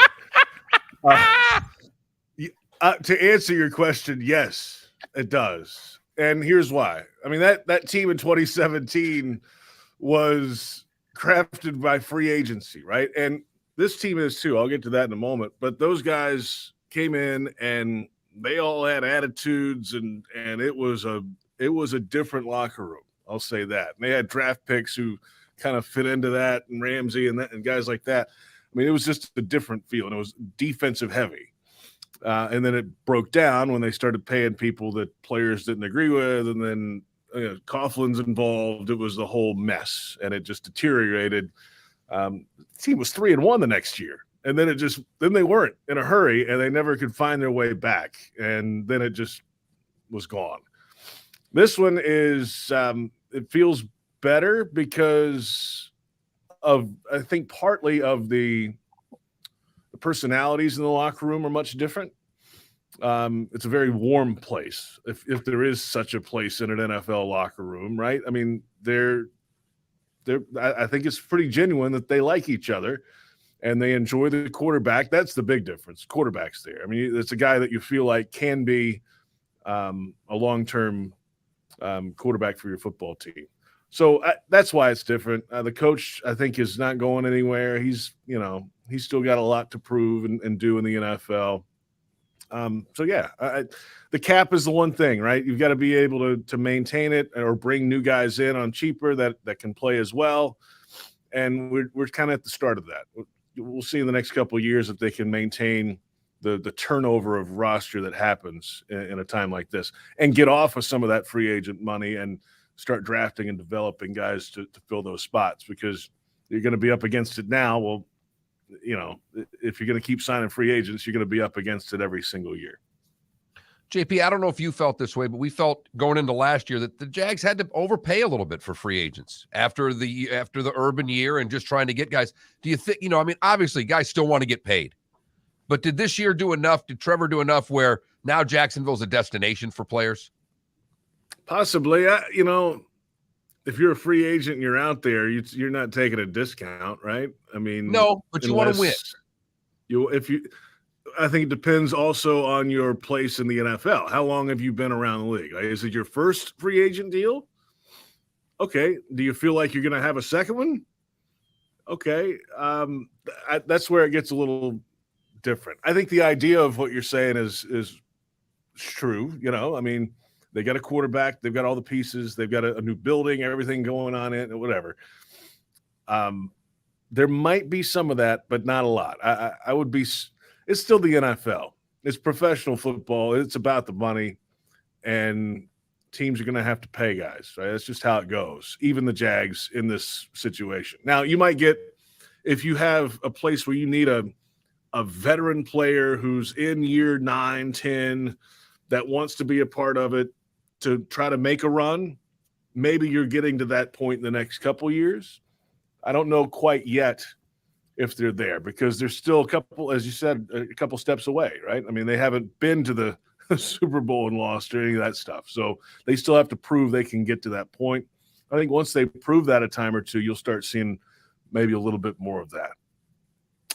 2 of the 3 other teams in the division, however, are going to have new coaches, and all 3 teams could have new quarterbacks. So the Jags seem to be positioned in the right place at the right time. JP, thanks for coming in, whether it was just for us or not. And I can't believe that it caught you by surprise that I would have a big dramatic question for something that really wasn't that big, dramatic, or important. I can't believe that surprised you. Mark, did you know that you have a thespian on your hands? I didn't realize that he had a background in dramatic act. I mean, that's impressive. Building up, I felt like we were at Augusta on like building up down the stretch, lining up for a big putt. I mean, it's coming quick. We're only a couple months away. JP Shadrick, a tradition unlike any other on Miller and Moulton, David. That's what it is. You remember that when you're doing that PGA Tour golf this year, which you do a handful of times a year, and I just want it in your head. Is this guy as dramatic as Moulton? I don't think so. No, I don't think so. It's impossible. It's impossible. JP, be good. Thanks for everything, JP. See you guys. We'll talk to you soon. JP Shadrick. Follow him on Twitter at JP Shadrick, SHADRICK. We got people coming into work for us now in the off season. He must really like you. And then he gets to take his shots, though. Well, that's part of the game, though. I will say I bought last time. I ain't buying next time. I'll tell you that. I'd definitely be looking for a meal out of that one. At least a drink. That's for certain. All right. For the record, Bucks have the second worst cap situation. Listen, we don't know what the cap is, by the way. 220, 230, 240. But the Bucks have the second worst cap situation. Dolphins have the 7th worst. Jags have the 10th worst right now. And when we start cutting players, you'll see it come quicker from those teams than you will from others. That's really what it boils down to, because they figure this out. Yeah, but just letting you know right now how much money they got, committed and all that. That's how it plays out. Miller and Moulton, thanks so much for listening right here. Where else? The Florida Sports Network. Miller and Moulton here for the Clutch Vodka Play of the Day. Mark, remember Nick Charles